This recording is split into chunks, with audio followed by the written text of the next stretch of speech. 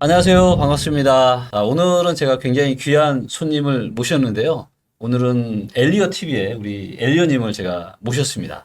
반갑습니다. 네, 반갑습니다. 네. 우리 엘리어님하고는 저희가 그래도 인연이 꽤 좀 깊죠? 한 번의 인연이 있었죠? 네. 3년 전에. 네. 그리고 이제 뭐 저도 제가 엘리어님 TV 유튜브 제가 또 잘 보고 있고요. 그리고 또 이제 두 권 책에도 저자이시잖아요. 우리 엘리어님 잠깐 소개 한번 해주시죠. 저는 증권사 출신으로 이제 좀 일찍 은퇴했고 네. 유튜브를 시작한 거는 2021년도에 이제 이 책을 내고 나서 이거 되게 위험한 상황을 좀 알려야겠다. 네. 그리고 이제 투자하는 과정, 뭐 네. 주식 투자든 뭐 이런 거를 이렇게 리얼타임으로 좀 보여주면서 하고 싶다라는 생각으로 네. 그 중에서 가장 컸던 거는 이 젊은 친구들을 영글들한테 어떤 경고, 뭐 위험성을 좀 알리고 싶다라는 네. 취지에서 유튜브를 시작하면서 네. 책도 내고 요번에 한 달 전에 네. 7월 말자로 해서 책을 또 두 번째 책을 출간하게 된 엘리엇이라고 합니다. 네, 반갑습니다. 네. 우리가 이제 어떤 일을 하더라도 저는 이제 이 어떤 진정성과 실력이 굉장히 중요한데 진정성만 있어서도 안 되고 또 실력만 있어서도 안 되고 실력과 진정성이 같이 있는 사람이 저는 전문가라고 생각을 하는데, 저도 이제 우리 엘리아님이 이제 책의 내용이나 또 유튜브의 방송 이런 것들을 보면서 제가 개인적으로 느끼는 거는 뭐냐면 우리가 맞다 틀리다를 떠나서 방송을 하는 사람들의 이런 스탠스나 이야기를 들어보면 정말 이분이 본인 스스로만을 위해서 이야기하는지 아니면 어떤 나의 영상이나 나의 책을 보고 그 사람들을 위해서 하는지가 느껴지거든요.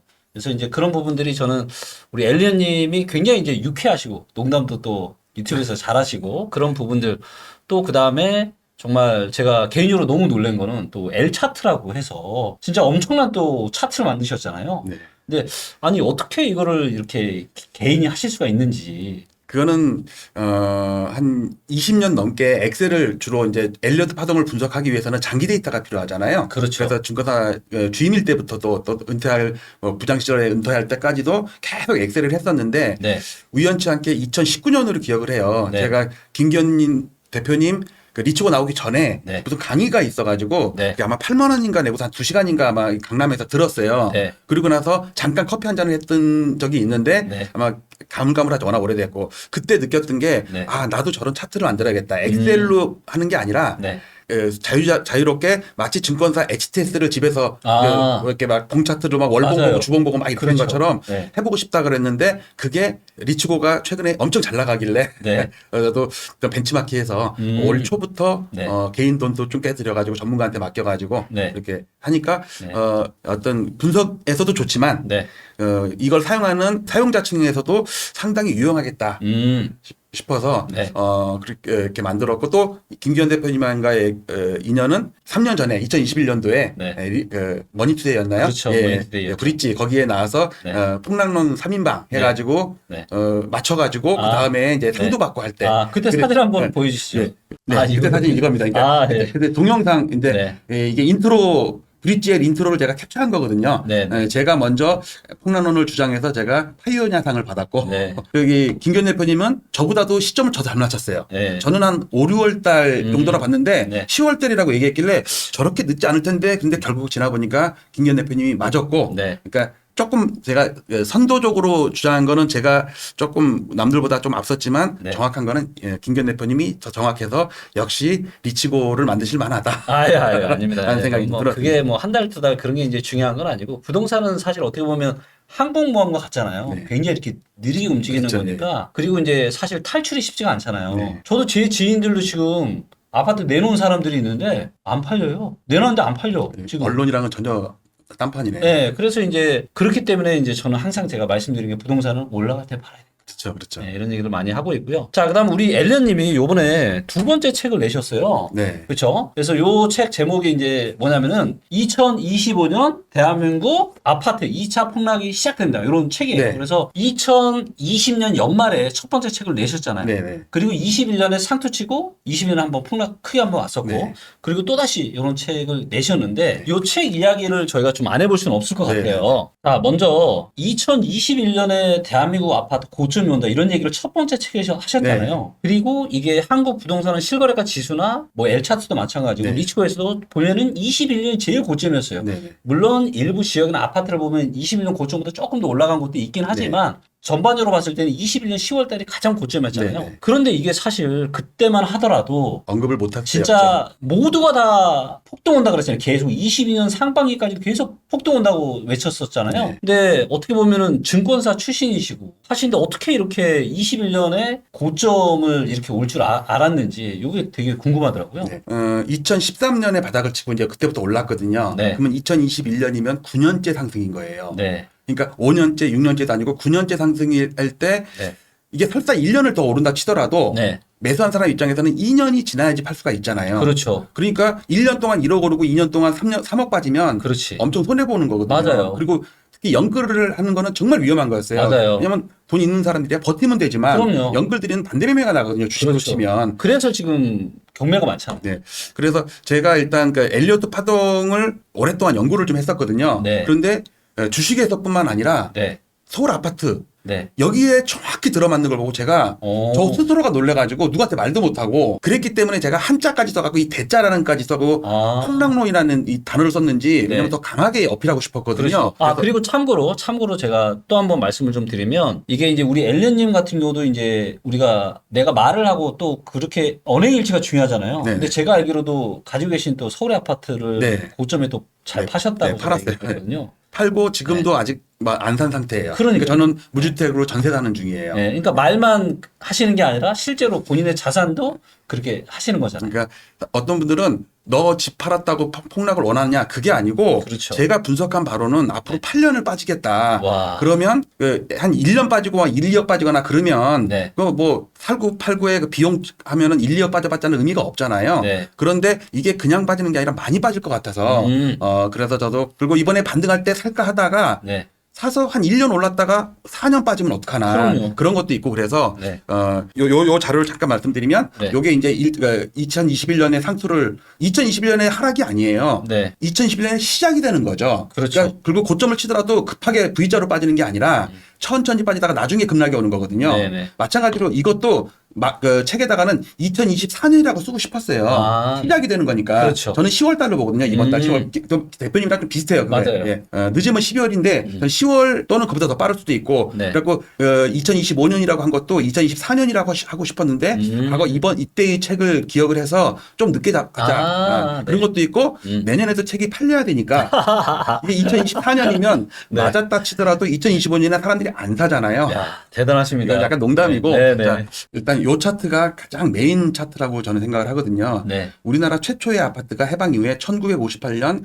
종암아파트예요. 고려대 옆에 있는 거. 아, 네. 그게 그래서 저는 1958년부터 파동 카운팅을 시작을 했어요. 와. 근데 이때는 아파트가 1%도 2%밖에 안 될 때잖아요. 그렇죠. 그게 요 75년 이전은 주택 가격이 주택 가격. 주택 가격이고 이거 네. 델러스 연방은행에서 구한 거고 네. 실제로 실거래가지수는 2006년도부터잖아요. 그리고 그 이전 데이터는 네. 그 KB나 부동산 114, 네. 뭐 부동산 백과 이런 데서 구한 개별 아파트 평형의 중위 시세를 아. 다 모아가지고 마치 그걸 실거래가라고 생각을 하고. 예, 예. 그러니까 우리가 목요일마다 발표하는 동향지수, 부동산원이나 이런 동향지수는 뭉뚱그려서 하는 거지만 네. 저는 개별 아파트를 가지고 지수를 만들었어요. 그러니까 더욱더 정교할 거고, 네. 그래갖고 이 파동을 연구하다 보니까 예를 들어서 네. 87년 5월 달이 네. 노태우 상승파가 시작될 때거든요. 네. 여기다가 저점에다가 이걸 P1이라고 놓고 네.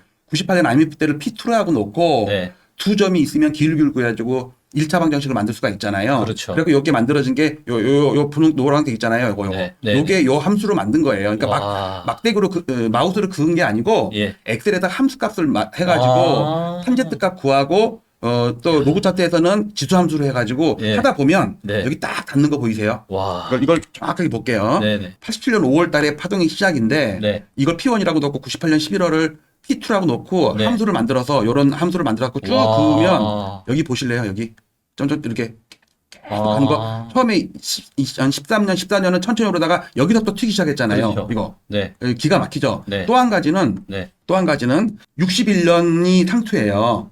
61년의 상투고 61년부터 30년 후면은 91년이죠. 그렇죠. 91년. 여기서부터 30년 후면 2021년. 여기잖아요.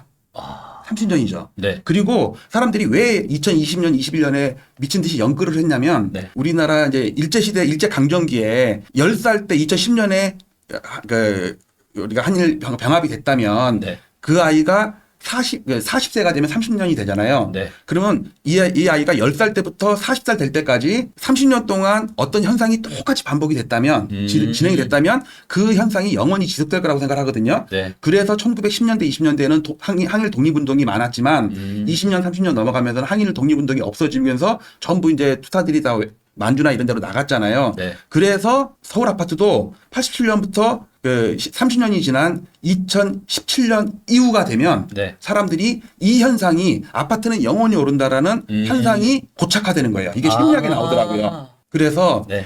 우리가 일제강점기 35년과 마찬가지로 서울 아파트도 30년이 지나면 영원히 그 현상이 반복될 거라는 어떤 그 고정관념이 생기거든요. 네. 근데 그게 여지없이 깨지는 게 또 한 가지는 네. 미리 말씀을 드리면 요 차트가 일단 그렇고 이때뿐만 아니라 네. 이때는 주로 주택이었단 말이에요. 이때도 주택도 보면 66년 10월 달, 75년 1월 달, 82년 8월 달, 80년 이럴 때 정확히 지지가 되죠. 네. 주식이라고 치면 지지선이잖아요. 네. 또 한 가지는 61년, 그다음에 79년 박정희 대통령 암살당할 때 83년 요때도 정확히 반등과 지지를 이 테두리 안에서 하는 거예요. 네, 그래서 네. 79년까지 58년부터 요게 하나의 거대한 상승 일파고요. 네. 그다음에 이때 조정을 거치고 87년부터 상승을 하는데 이게 노태우 1파, 김영삼 2파, 그다음에 노무현 3파, 이명박 4파, 문재인 5파. 네. 그래서 저는 엘리어트 파동으로 치면 여기서 요걸 잠깐 말씀을 드리면 네. 엘리어트 파동은 상승 5개와 네. 하락 3개로 이루어지는 파동인데 이 안에서도 여기 1, 2, 3, 4, 5가 있고 여기는 ABC가 있고 네. 지금 김기현 대표님 얼마 전에 방송하다 보니까 서울 아파트가 2021년에 상투 치고 빠졌다가 네. ABC 오른 걸 얘기하시면서 네. 추가 하락하려고 얘기하시더라고요. 네. 남들은 다 이거 정고점 넘어가지고 간다 그러는데 네. 그게 엘리어트 파동으로 보면요. 요 반등 B파예요. 네. 이게 민스키 모멘텀에 나오는 중간에 하락하다가 중간 잠깐 반등하는 거 있잖아요. 네. 이게 데드캣 바운스에 걸려드는 거예요. 이게 대폭락 전에 보통 이런 데드캣 바운스가 네. 많이 나타나. 이런 걸 갖다 우리가 주식용어로는 모돌이라고 그러죠. 아. 모돌이. 네. 잠깐 할 것처럼 회강 반조. 그렇죠. 그러니까 죽기 전에 벌떡 일어서는 할아버지들. 네. 그런 거예요. 이게 근데 이 B파가 3개로 이루어지거든요. 그러니까 반등파는 항상 3개고 아. 상승파는 5개예요. 아, 그래요? 그러니까 1, 2, 3, 4, 5 ABC. 근데 이 B파는 반등파잖아요. 네. 이게 A, B, C인데 20파가 끝나간다. 그래서 제가 책에다가 그 두 번째 제목으로 반등 B파가 끝나간다. 이제 하락 C파. 요 하락 C파를 우리는 별명으로 킬러 C파라고 그러거든요. 엄청나게 무서워서 그렇죠. 김 대표님 얘기하시는 A파보다 그러니까 1차 하락보다 더 무서운 게 올 수 있다는 맞아요. 게 저랑 같은 거예요. 그러니까 이제 많은 사람들은 에이 그런 하락 없을 거고 23년 1월 달이 그때가 제일 바닥이었어 이 바보들아 그러잖아 그러고 네. 있잖아요. 네네. 근데 그리고- 지금 그때보다 더 큰 하락이 올 수 있다는 네, 말씀을 그리고 하나가 주시는 그리고 거죠. 기간도 길 거고 또 한 가지 재밌는 사실은 이따 마지막에도 말씀 잠깐 드리겠지만 91년의 고점이고 네. 2006년이 고점이잖아요. 이게 네. 버블세븐 터질 때 이거 그렇죠. 대신 이 차트는 시가총액 상위 100개 아파트의 실질지수예요. 물가를 아, 네. 가만 CPI 어저스티드한 거예요. 아, 예, 예. 그러니까 가장 강한 놈들의 휩소를 좀 줄이기 그렇죠. 위해서 물가로 약간 보정해 준 거. 아. 이게 제가 볼 때 여러 가지 지표 중에 가장 정확해요. 야. 서울 아파트 1,500개 단지로 한 그러니까 것보다는 쉽게 얘기하면 이런 거잖아. 그냥 물가 상승률까지 감안해서 그거 대비 오버슈팅이냐 언더슈팅까지 다 계산해서 한 거네요. 그렇죠. 상승이냐 안 하냐. 그러니까 상승할 때는 물가 상승률보다 훨씬 더 많이 오르고 그렇죠. 이 반등할 때는 물가 상승률 겨우 비슷할 정도밖에는 안 되는. 그런데 보면 네. 91년 고점이고 2006년 고점이었잖아요. 네. 그러면 여기서부터 15년 후면 네. 2021년이잖아요. 네. 그다음에 여기 98년의 저점이고 네. 13년이 저점이었잖아요. 네. 여기도 15년이에요. 아. 그러니까 15년. 그러면 아. 2013년에 15년 후면 네. 2028년이에요. 아. 그래서 제가 8년 주기와 15년 주기가 합성된 네. 그런 거를 좀 말씀을 드리고 네. 요거를 그러니까 이거는 이제 추세들을 수학적으로 좀 분석한 거고 네. 요거를 엘리엇부터 파동으로 하게 되면 네. 이렇게 되거든요. 아까 얘기했던 79년까지 네. 여기가 상승 그랜드 상승 슈퍼사이클 1파고 네. 조정 2파를 거친 다음에 노태우 상승파가 그랜드 슈퍼사이클 3파종이죠. 이게 이제 끝난 거예요. 아. 그래서 사람들은 이때처럼 IMF 때처럼 8년 동안 조정할 때의 김영삼 조정파나 또는 6년 조정했던 이명박 조정파를 생각하는데 네. 저는 3년 전에도 책에다가도 뭐라 했냐면 이번은 그 레벨이 아니다. 이거는 그랜드 분홍색 파동에 대한 조정파기 때문에 네. 이것과는 비교가 할 수 없다. 네. 그러니까 요 조정파는 그러니까 엘리어트 파동에서의 조정은 이전 상승파에 대한 되돌림으로 하거든요. 우리는 보통 고점 대비 몇 프로 하락이냐 이렇게 따지는데 그건 엘리어트 파동에는 없어요. 아. 이전에 올라간 거에 대한 몇 프로를 되돌렸냐. 38.2%, 61.8% 피보나치 계속가로 네. 하거든요. 네. 그러면 김영삼 조종파나 이명박 조종파는 직전 상승파에 대한 되돌림, 직전 상승파에 대한 되돌림인데 이 5파에 대한 되돌림은 없어요. 네. 파동이 끝난 거예요. 아, 그러니까 긴 상승 파동이 끝나고 이제는 대하락 파동이 그렇죠. 시작되는 거네요. 그러니까 그전에는 뭐 8년 상승에 대한 조정 이랬다면 이거는 34년에 대한 조정이에요. 그러니까는 이번에는 8년보다 더 길 수도 있어요. 진짜. 제가 최소로 잡은 게 8년이에요. 2028년 또는 2029년 얘기하거든요. 네. 그러니까 이게 제가 뭐가 있냐면은 저도 이제 제가 이제 보통 강의를 제가 할 때 어떤 얘기를 하냐면 저는 2021년을 기점으로 네. 이전에 한국은 성장하던 시대였어요. 네. 성장하던 시대. 그 다음에 글로벌하게 평화롭던 시기였습니다. 그러니까 물가도 안정이 되고 되게 부동산도 계속 올라가고 했는데 2021년 이후로는 뭐냐면 성장하는 한국이 아니라 이제는 축소 시대가 시작이 되었거든요. 네. 그렇기 때문에 저출산 고령화 그리고 이제는 글로벌 나라들이 서로 싸우잖아요. 그러니까 물가는 예전보다 꽤 높은 상태고 축소를 하는 시대이기 때문에 이제는 부동산 시장의 판도가 저는 완전히 앞으로는 달라질 거라고 봐요.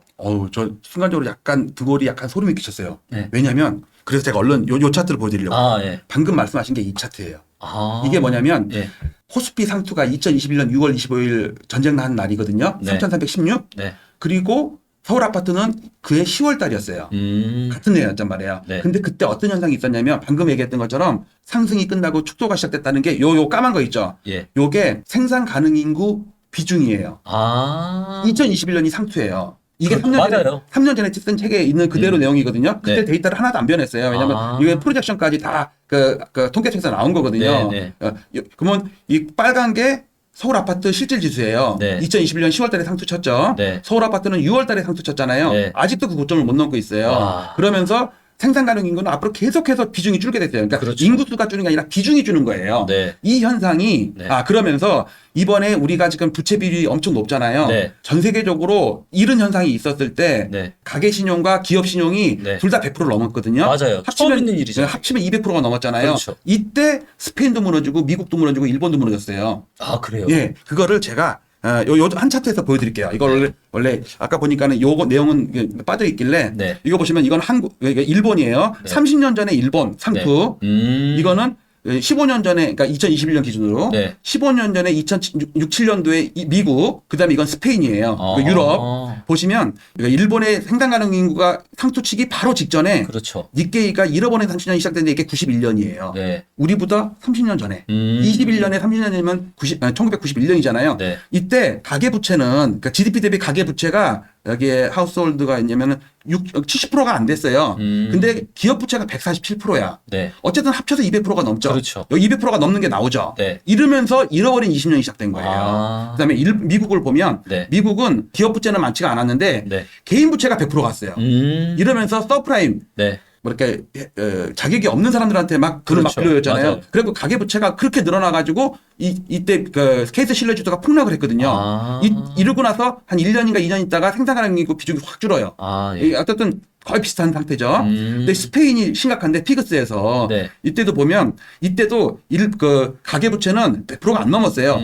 여기 수치 보면은 85% 나왔으니까 네네. 상투일 때. 아. 근데 기업 부채가 127%예요. 예. 합치면 200%가 넘죠. 아. 그러면서 생산 가능 인구 비중이 꼭지치고 빠졌어요. 그러면서 여기서부터 얘네가 6, 7년을 폭락을 했어요. 그러니까 제가 한번 정리를 해볼게요. 일단은 인구가 굉장히 중요한데 그렇죠. 생산 가능 인구가 성장할 때는 빚이 좀 늘어나도 괜찮은데 네. 생산 가능 인구가 이제는 거의 정점을 치고 하는데 빚은 계속 늘어나서 개인과 그다음에 기업의 부채 합이 200%를 넘으면 굉장히 위험하고 그렇죠. 그리고 그 이후에는 부동산 가격이 크게 폭락을 했다. 그렇죠. 예. 이게 공통적으로 나타나는 그렇죠. 일본처럼 30년 빠지는 경우 있고 미국이나 스페인처럼 6, 7년 빠지는 경우가 있어요. 그런데 우리나라를 비교를 해보자고요. 네. 우리나라 비교하면 2021년에 생산 가능 인구가 상투를 치거든요. 네. 이때부터 꺾이기 시작해요. 그런데 이때 21년 10월 달에 서울 아파트가 상투 쳤고 네. 4달 전에 코스피가 상투를 쳤어요. 이때 이제 문제는 우리나라가 더 심각한 게 네.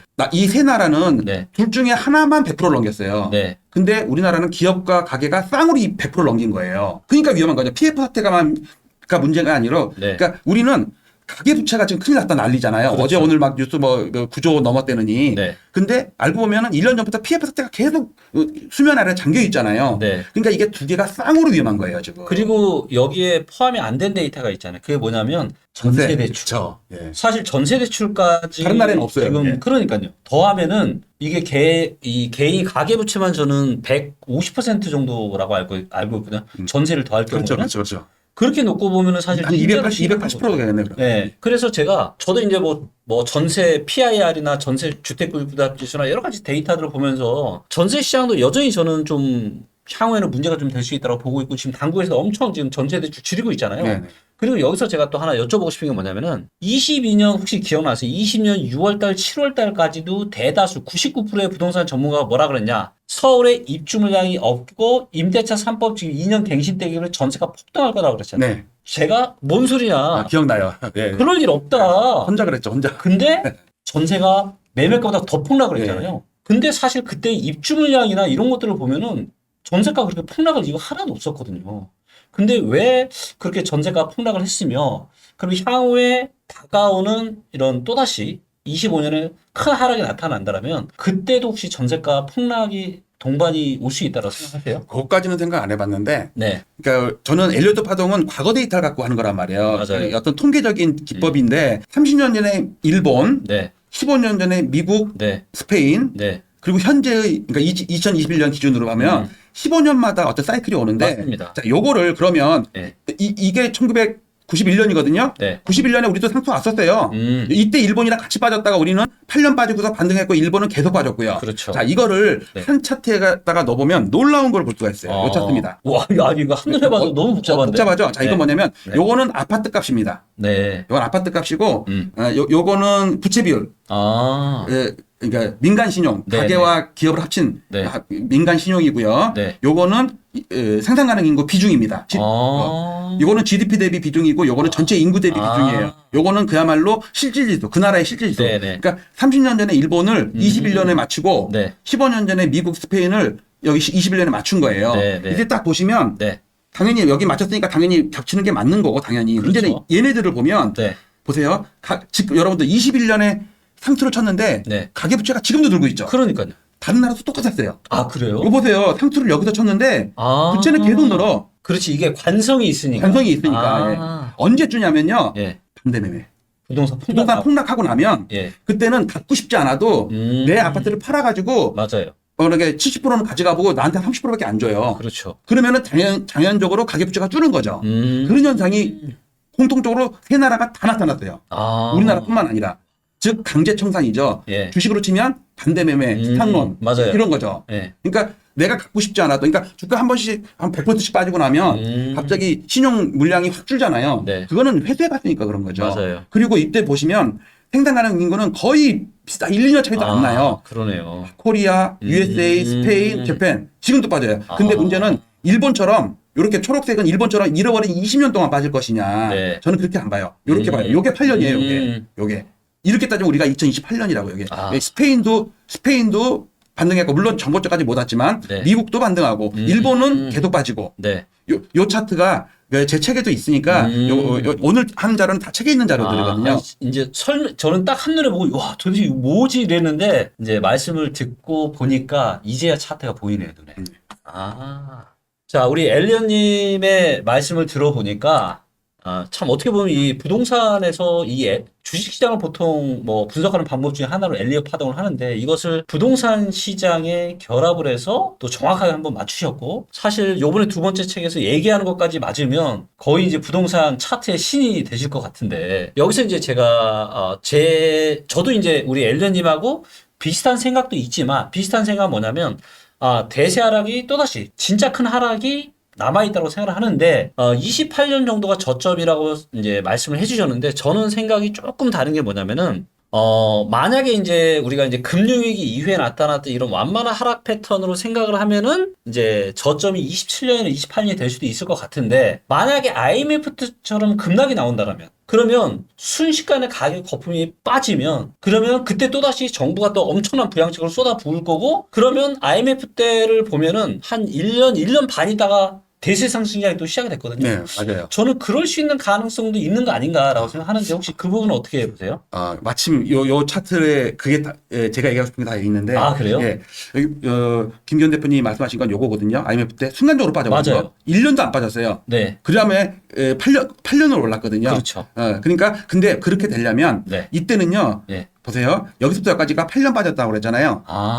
여기 확대를 할게요. 확대. 네. 먼저 이걸 먼저 설명드리면 네. 노태우 1파, 김영삼 2파, 네. 노무현 3파, 김영삼 4파, 네. 문재인 5파. 자, 이 안에서도요. 파동을 보시면요. 여기에 1, 2, 3, 4, 5 A, B, C. 1, 2, 3, 4, 5 A, B, C. 1, 2, 3, 4, 5 모든 파동이 기가 막히게 맞춰요. 마치 누가 자루 재고 그리듯이. 그러니까 상승장에도 중간중간 짧은 하락장이 있고, 네. 그 다음에 긴 하락장에서도 반등장이 꽤 있었네요. 예. 그거를 여기 보시면 네. 여기는 3년 하락한 다음에 3, 3, 1이었어요. 이때는 장기적으로 하락했죠. 잘 네, 보시면 네. 보세요. 91년 5월 달이고 94년 6월이니까 거의 딱 3년이죠. 네. 자, 이때 보시면 네. 이때는 리먼 사태 때문에 급락한 다음에 또 급반등했다가 네. 계속해서 빠진 거예요. 이거 물가를 반영한 겁니다. 시가총액 네. 상위 100개 센 놈들이에요. 근데 문제는 이번에 이렇게 이거 2년이 넘게 빠졌죠. 근데 이번에는요. 한 1년 2개월밖에 안 빠졌어요. 그러니까 빠지려다가 말고 정부에서 특례론을 해서 집어올린 거예요. 그렇죠. 잘 보시면 김기현 대표님이 얘기하신 이게 1차 반등 조정, 2차 반등한 다음에 또 빠질 거라고 말씀을 하시는 거 봤는데 네. 제 생각이랑 똑같거든요. 네. 이게 뭐냐면 A, B, C예요. 요게 B파죠, B파. 그러니까 A파, B파, C파인데 네. A파, B파, C파. 네. 여기도 A파, B파, C파인데 네. 잘 보시면요. 여러분들 대표님 보세요. 1차 반등보다 그러니까 반등 A파보다 반등 C파가 더 급하게 올랐죠. 이게 네. 책 쓸 때라서 7월 달 거예요. 그러니까 지금 8월 달이잖아요. 네. 이때보다 훨씬 더 올라 있어요. 맞아요. 한 달이 지났으니까. 그렇죠. 그러니까 7월 것도 올랐고 8월도 올라 있고. 자, 근데 6, 7, 8월 달에 급하게 올랐죠. 네. 저는 이 패턴을 뭐라고 보냐면요. 이거를 보세요. 그러니까 이거는 3년 반등이거든요. 이거 1년 반 반등이에요. 네. 그리고 여기서부터 하락한 거에 같은 기간을 반등하면 8월 달이에요. 네. 그러니까 이게 1년 5개월인가 그렇거든요. 1년 5개월, 여기다 1년 5개월 더하면은, 대충 2024년 한 8월 정도 되는데, 이때 네. 보시면 이걸 확대를 좀 해보면, 네. 이거 물가 반영한 시가총액 상위 100개 아파트예요.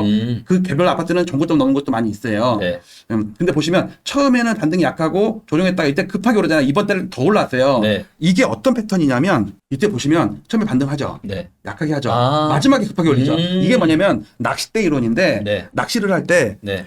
물고기가 이제 낚싯대를 짚고 있으면 뭐 찌를 갖다가 물까 말까 막 고민하고 있잖아요. 네. 근데 이걸 탈탈탈탈 하다가 확 튕기면 물고기가 와서 덮어 물거든요. 그렇죠. 지금 이게 이번에 거대한 세력들이 반등장을 만들었을 때 토끼몰이죠. 토끼몰이. 언론을 이용해서 제가 책에도 썼듯이 공포 마케팅, 그다음에 취소 마케팅. 그렇죠. 2달 연기한 스트레스 디에스칼리. 스트레스. 그것도 2달 연기한 사람이 갑자기 사람들이 그래서 7, 8회 때 더 몰린 거예요. 맞아요. 그 다음에 3기 신도시 사전청약 막 취소해버리죠. 그러니까 너 그거 기다리지 말고 빨리 내 아파트 사라 이거예요. 그렇죠. 저는 거대한 음모. 그게 저는 지금 이거라고 보거든요. 지금 여기에 걸려드는 건요. 웬만한 사람 아니면 다 걸려들어요. 맞아요. 주식에서 이랬거든요. 기다리다가 조금 오를 때는 안 사던 사람들이 막판에 막 오르니까 못 참고 막 쫓아 사는 거 있잖아요. 지금 부동산 전문가들도 다 여기 지금 걸린 거 아니에요, 지금? 제가 볼 때 요번에 네. 준 전문가들이 많이 걸려들었을 것 같아요. 제가 볼 때. 심각해요. 그러면 이 차트를 놓고 보면은 조만간 머지않아 IMF의 이런 큰 하락만큼 빠르고 급한 하락이 오면은 네. 그러면 바닥을 한 26년 정도에 바닥치고 올라갈 수도 있는 거 아니에요? 그렇지가 않아요. 그렇지 왜냐하면 기간이 안 됐어요. 그러니까 낙폭도 있지만 네. 기간도 있거든요. 그러니까 높낮이 그런 것들 우리가 수준론이라고 그러고 네. 시간론이 얼마 동안 빠졌냐가 중요하거든요. 네. 그것처럼 과거에 이게 8년이에요. 이게 6년이에요. 그럼 이게 최소 6년에서 8년은 가야 된다고요. 그러니까 이번에 정부가 냅뒀으면 네. 이번에 한 2년 빠지고서 반등했다가 또 빠지고 그러면은 과거처럼 이렇게 반등도 세게 오고 막 이럴 텐데 이번에는 너무 인위적으로 그러니까 저는 어떤 생각이 드냐면 이게 마지막 파동이기 때문에 물량을 털기 위해서 특히 이번에 제일 위험한 게 이번에 정부가 대책을 막 내놓고 부양책을 했는데 절대 투기 세력 못 들어오겠어요. 맞아요. 전부 신생아, 맞아요. 신혼부부, 그렇죠. 젊은 애들, 3040들. 그다음에 첫 주택자들 네. 이런 사람들이에요. 왜냐하면 투기 세력은 네. 샀다가도 뭐 한 1년 만에도 팔고 이익 보고 1억 벌고서 8천만 원 수수료 내고 뭐 세금 내고 2천만 원 번다고요. 네. 근데 그러니까 그리고 6개월 만에도 아니다 싶으면 선점매를 해버려요. 맞아요. 선점매할 때는 양도세가 안 나가니까 또 비용도 싸잖아요. 네. 근데 만약에 이 거대한 세력이 이 시장을 끌어올려서 오랫동안 많이 팔아먹어야 되는데 투기 세력이 들어와 버리면 시장을 망칠 수가 있거든요. 네. 왜냐하면 눈치 까가지고 그냥 선점매 해버리면은 자기네들이 팔지 못한 상태에서 급하게 꺾일 수가 있어요. 그런데 생애 첫 대주택자나 신혼부부나 신생아나 뭐 이런 사람들 실수요자들은 그야말로 실수요자들 그런 사람들은요 빠져도 안 팔아요. 아. 이자를 갖고 산다고요. 네. 어쩌면 거주 만족도가 있으니까. 맞아요. 제가 볼 때는 이번에 그게 작동한 거기 때문에 왜냐하면 이게 34년 동안의 상승이 마감하고 하락한 거기 때문에 네. 절대 과거의 잣대로만 하면 안 될 것 같아요. 그러니까 이 김영삼 조종파나 네. 이명박 조종파보다 더 위험한 게 나올 수 있다고 봐요. 그렇죠. 그리고 이제 말씀하셨던 큰 대세 3파가 지금 끝나는 거잖아요. 네. 그러면 이 사파가 네. 저는 최소 6년이고 보통은 8년 정도로 봐요. 왜냐하면 우리나라에 8년이 되게 많아요. 네. 8년이라는 사이클이. 그래서 아까 말씀드렸던 AB10파라든지 네. 그러니까 요 AB10파에 요거를 네. 지금 여기서 축소해서 나타난다고 봐요. 그러니까 이때는 3년을 또 재밌는 거. 91년 5월부터 네. 3년 동안 빠졌거든요. 네. 그다음에 요 AB 할 때 2009년에 급반등 한 번 했잖아요. 그렇죠. 이게 정확히 3년 있다가 고점이에요. 아. 그러니까 3년 한 2달 모자르잖아요. 그러면 2021년에 3년 2달 모자르면 8월, 9월 달이란 말이에요. 그러네요. 그러니까 보통은 원래는 3년 빠지게 냅두든가 아니면 한 2년 빠지고 나서 한 1년 반등하게 냅두든가 이래야 되는데 이번엔 정부가 너무 빨리 개입을 해요. 그래가지고 중간에 빠지다 말고 반등을 해버린 거예요. 이러면 후유증이 더 왜냐하면 많이 빠진 상태에서 물린 거랑 네. 덜 빠진 상태에서 오랫동안 여러 사람이 물려버리면 그 후유증이 저는 그래갖고 심한 말로 특례론 받은 사람들이 네. 반대 매매 나오는 때가 우리나라의 대세 바닥이다. 주식으로 치면 상투에 잡아가지고 끝까지 버티다가 마지막에 반대 매매가 나가거든요. 마진콜 당해가지고. 네네. 그러니까 이거 특례론 그거 절대 안 그래요. 거기 자기 돈 충분히 있는 사람들이 있지만 네. 안 그런 몇 명이 그러니까 아파트 3,000세대의 아파트 붕괴시키는 거는 연끌한 한 명의 아파트를 붕괴시키는 거거든요. 그게 반대매매 나가면서 효과를 끌어내려 버리니까. 갖고 저는 최악의 국면에는 그리고 잘 보시면 IMF 때 바닥이랑 리먼 2013년 바닥일 때 그때 하우스포 나왔잖아요. 네. 그리고 뭐 자살 사태도 많았잖아요. 맞아요. 정말 많았어요. 근데 이번에 바닥에서 그런 게 전혀 없었어요. 네. 그러니까 나올라다 말고 그냥 올라가 버렸잖아요. 맞아요. 그다음에 깡통 전세 막 나올라다 말고 그냥 반등했잖아요. 네. 근데 과거 사례로 봤을 때 우리나라 60년을 보면 이게 70년대도 있었어요. 이런 현상이. 그러니까 사회적인 어떤 파국 현상이 나타나야지 네. 진짜 바닥이 오는 거지. 맞아요. 그래서 좀 그게 좀 안타까워요. 그래서 제가 자꾸 젊은 영끌들 하지 말아라고 네. 강조하고 창동중앙 10단지에 작전 세력이 들어간 모양까지 다 해가지고 그 영끌 오족들이 막 펌프질 했었단 말이에요. 그 엄청나게 위험한 거. 그렇죠. 맞아요. 그래놓고 지금 와서는 마치 영끌 아파트 하나 노도강 추천 안 한 것처럼 압구정 60억짜리가 7억 올랐다느니 아리팍이 뭐 40억짜리가 48억 됐다느니 맞아요. 시청자 여러분들도 유튜브를 보면서 아파트를 구입하는 사람들이 60억짜리를 사면서 유튜브를 참조하지도 않단 말이에요. 그럼요. 전부 7억, 5억, 노도강, 지방 아파트 이런 거 보면서 그 없는 그 서민들이 이런 거 유튜브 방송을 보기 때문에 그렇죠.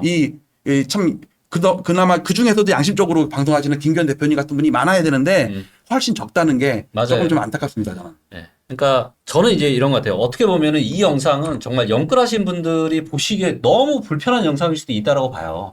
네. 근데 이제 중요한 거는 뭐냐면 누구나 틀릴 수도 있어요. 저는 공감합니다. 저도 틀릴 수 있고 그 다음에 우리 엘리언님도 틀릴 수 있고. 근데 중요한 거는 뭐냐? 이게 진정성이 있냐 없냐죠. 예를 들어서 나는 그러니까 제가 얼마 전 책을 읽으면서도 많이 느낀 거지만 상당수의 사람들은 본인의 인센티브하고 굉장히 연동이 많이 되어 있어요. 왜냐하면 내가 부동산을 가지고 내가 유튜브를 하고 뭐하고 강의도 하고 해. 그러면 부동산 올라간다고 해야지 지금 장사 잘 팔릴 거 아니에요. 네. 그러니까 계속 올라간다는 얘기만 하는 거예요. 근데 사실 저 같은 경우도 제가 부동산 플랫폼을 제가 하고 있기 때문에 올라간다고 지금 진짜 얘기를 해야 되거든요. 저는. 그렇죠. 근데 얘기를 안 하잖아요. 그리고 저도 우리 엘리언님이 정말 저는 훌륭하다라고 제가 개인적으로 진짜 생각하는 게 어찌됐건 본인의 자산을 걸고 얘기를 하고 있고 제가 알기로는 부동산만 하시니까 또 굉장한 증권 쪽의 전문가시기 때문에 또 환율로도 저는 또 상당한 또 시세 차익을 또 올리신 걸로 제가 또 알고 있고 그래서 영끌 보시는 분들 굉장히 불편하실 수 있지만 어찌됐건 본인의 어떤 자산이랑 이런 것들을 다 걸고 또 행동을 하시는 분이기 때문에 분명히 여러분들이 참고하시고 들어볼 만한 저는 내용이라고 생각하고 있고 그 다음에 이것들이 진짜 아마 드러날 거예요. 저도 방송에 누누이 이야기 하거든요. 짧으면 1년, 길면 2년만 기다려봐라. 누가 진짜 전문가고 누가 정말 여러분들을 위한 진정성 있는 이야기를 하는지가 드러날 거다라고 저는 생각합니다. 반갑습니다. 우리 엘리언님 모시고 이제 2부 내용 시작을 좀 할 텐데요. 자, 이번 내용은 이제 저도 종종 제가 방송에서 이제 문제점이라고 얘기를 굉장히 많이 하는 건데, 이거는 뭐냐면, 대한민국 부동산 통계에 이제 상당한 오류와 보완해야 될 좀 부분이 있다고 생각하거든요. 그래서 우리가 보통 대부분의 부동산 전문가라고 하시는 분들, 부동산 유튜버들, 보는 게 전부 다 KB 부동산 통계나 한국 부동산은 이런 지수 데이터 통계를 보는데, 자, 이런 KB 부동산 데이터나 한국 부동산 데이터를 보고 이걸 가지고 시장 판단을 하잖아요. 우리가 이제 이 부동산 통계가 정말로 중요한 건 이 통계를 가지고 우리가 의사결정에 참고를 하는데 이 통계에 상당한 오류들이 있잖아요. 네, 이 부분에 대해서 굉장히 또 연구를 많이 하셨다고 제가 얘기를 들었거든요. 김기현 대표님도 실거래가를 주로 다루시고 저도 네. 실거래가를 다루잖아요. 네. 그런데 우리가 목요일 2시만 되면은 뉴스에 엄청 도배가 되는 주간 동향 있잖아요. 네네. 근데 그거는 그야말로 동향 조사예요. 네. 설문조사 같은 거라고요. 네. 그런데 우리가 한 달 반 늦게 나오는 15일마다 나오는 국토부 실거래가는 네. 그야말로 계약서를 가지고 조사한 그렇죠. 거기 때문에 네. 그거는 제가 조사하나 김기현 대표님이 조사하나 국토부가 조사하나 결과는 거의 차이가 없어야 돼요. 그렇죠. 실거래 가격 지수. 예, 왜냐하면 샘플링이라는 게 아니잖아요. 그거는 네, 뭐 네. 전수조사니까. 그렇죠. 그런데 여기에 조작이 있었어요. 네? 오류가 아니고. 아, 진짜요? 예, 우리가 작년 이게 3월 달에 3월 16일이잖아요. 네. 15일 다음 날 나온 기사예요. 1월 1월 달에 올랐다는 건 3월 달에 알 수 있잖아요. 그렇죠. 그러면 12월이 바닥이었다는 얘기잖아요. 네. 그러면 7개월 만에 반등했대요. 네. 아까도 얘기했듯이 2년 정도 또는 3년 정도 하락을 해야 되는데 7개월 만에 바닥치고 올라버린 거예요. 근데 이게 새빨간 거짓말이었어요. 거짓말이라고요? 예. 자, 보세요. 제가 김기현 대표님 그 강의를 듣고 자극을 받아갖고 아침마다 실거래가를 가지고 그 당시는 물론 엑셀이었죠. 네. 자, 이게 1월달, 2월달, 3월달이에요. 네. 또 보시면 1월 달에 이거는 이제 5개 권역별로 네. 이건 25개 구고요. 이게 강남 4구겠죠, 이게. 네, 그다음에 여기 동남권이라는 게 있고요. 네. 1월 달에 2.75% 폭락을 했어요. 엄청 폭락한 거죠. 네. 2월 달도 1.3%, 네. 3월 달도 0.9%. 네. 그리고 천천히 하다가 나중에 5월 달이부터 뜨기 시작했어요. 제 데이터로는. 네. 그런데 1월 달에 상승을 했대요.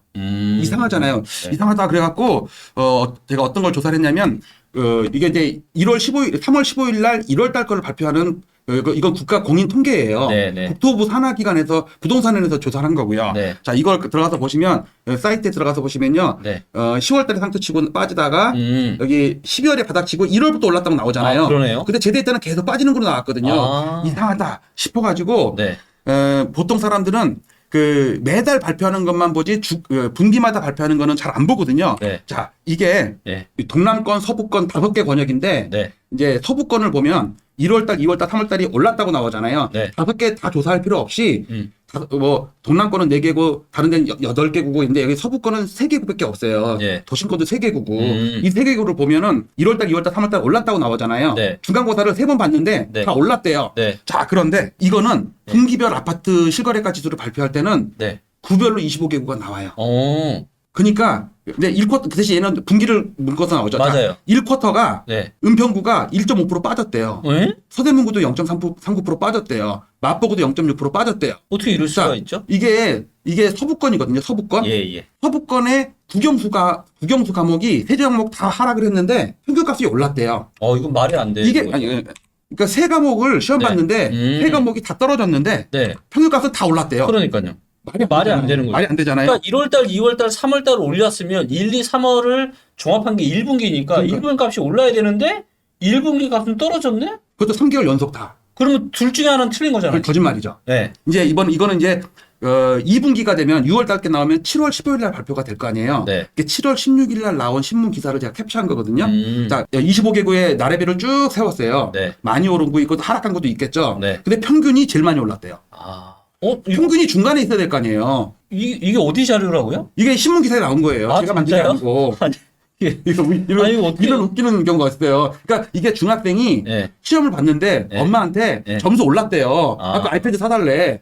그래갖고 성적표 딱 받아보니까 국영수 해가지고 25과목에서 네. 전부 하락했는데 평균이 제일 높은 거야. 와. 이런 새빨간 거짓말이 어딨냐고요. 그러니까 한마디로 국영수 50점, 60점, 70점 맞았는데 반에서 1등한 거랑 똑같은 거네. 판에서 평균이 90점이라는 거야. 그러니까요. 자, 그런데 이게 이때뿐만 아니라 일단 어쨌든 그러면 이때의 실제는 뭐냐면 이거예요. 제가 매 1쿼터 그다음에 이거 1분기, 그러니까 1분기와 그다음에 6개월치 네네. 6월 달 거. 상반기. 상반기죠. 1분기도 다 빠졌고, 네. 그것도 그냥 빠진 게 아니라 폭락을 했어요. 음. 근데 2분기도 빠졌겠죠. 그러면은 그 상반기도 빠졌겠죠. 네. 빠졌단 말이에요. 그런데 올랐다고 그러는 거야. 아, 그리고 그 다음에 연말에 12월 27일 날 신문기사 어떻게 나왔냐면요. KB국민은행에서 올해 아파트 값이 25년 내 IMF 이후에 최대 폭락을 했대요. 네. 그런데 그 국토부에서는 10% 올랐대요. 둘 중에 하나는 거짓말이죠. 그렇죠. 그냥 누가 조금 올랐다 그러고 누가 조금 빠졌다 그러면 그런 오차가 있을 수가 있죠. 네. 근데 어떻게 얘는 사상 최대 폭락했는데 국토부는 어떻게 10%가 넘게 상승을 했냐고 연간.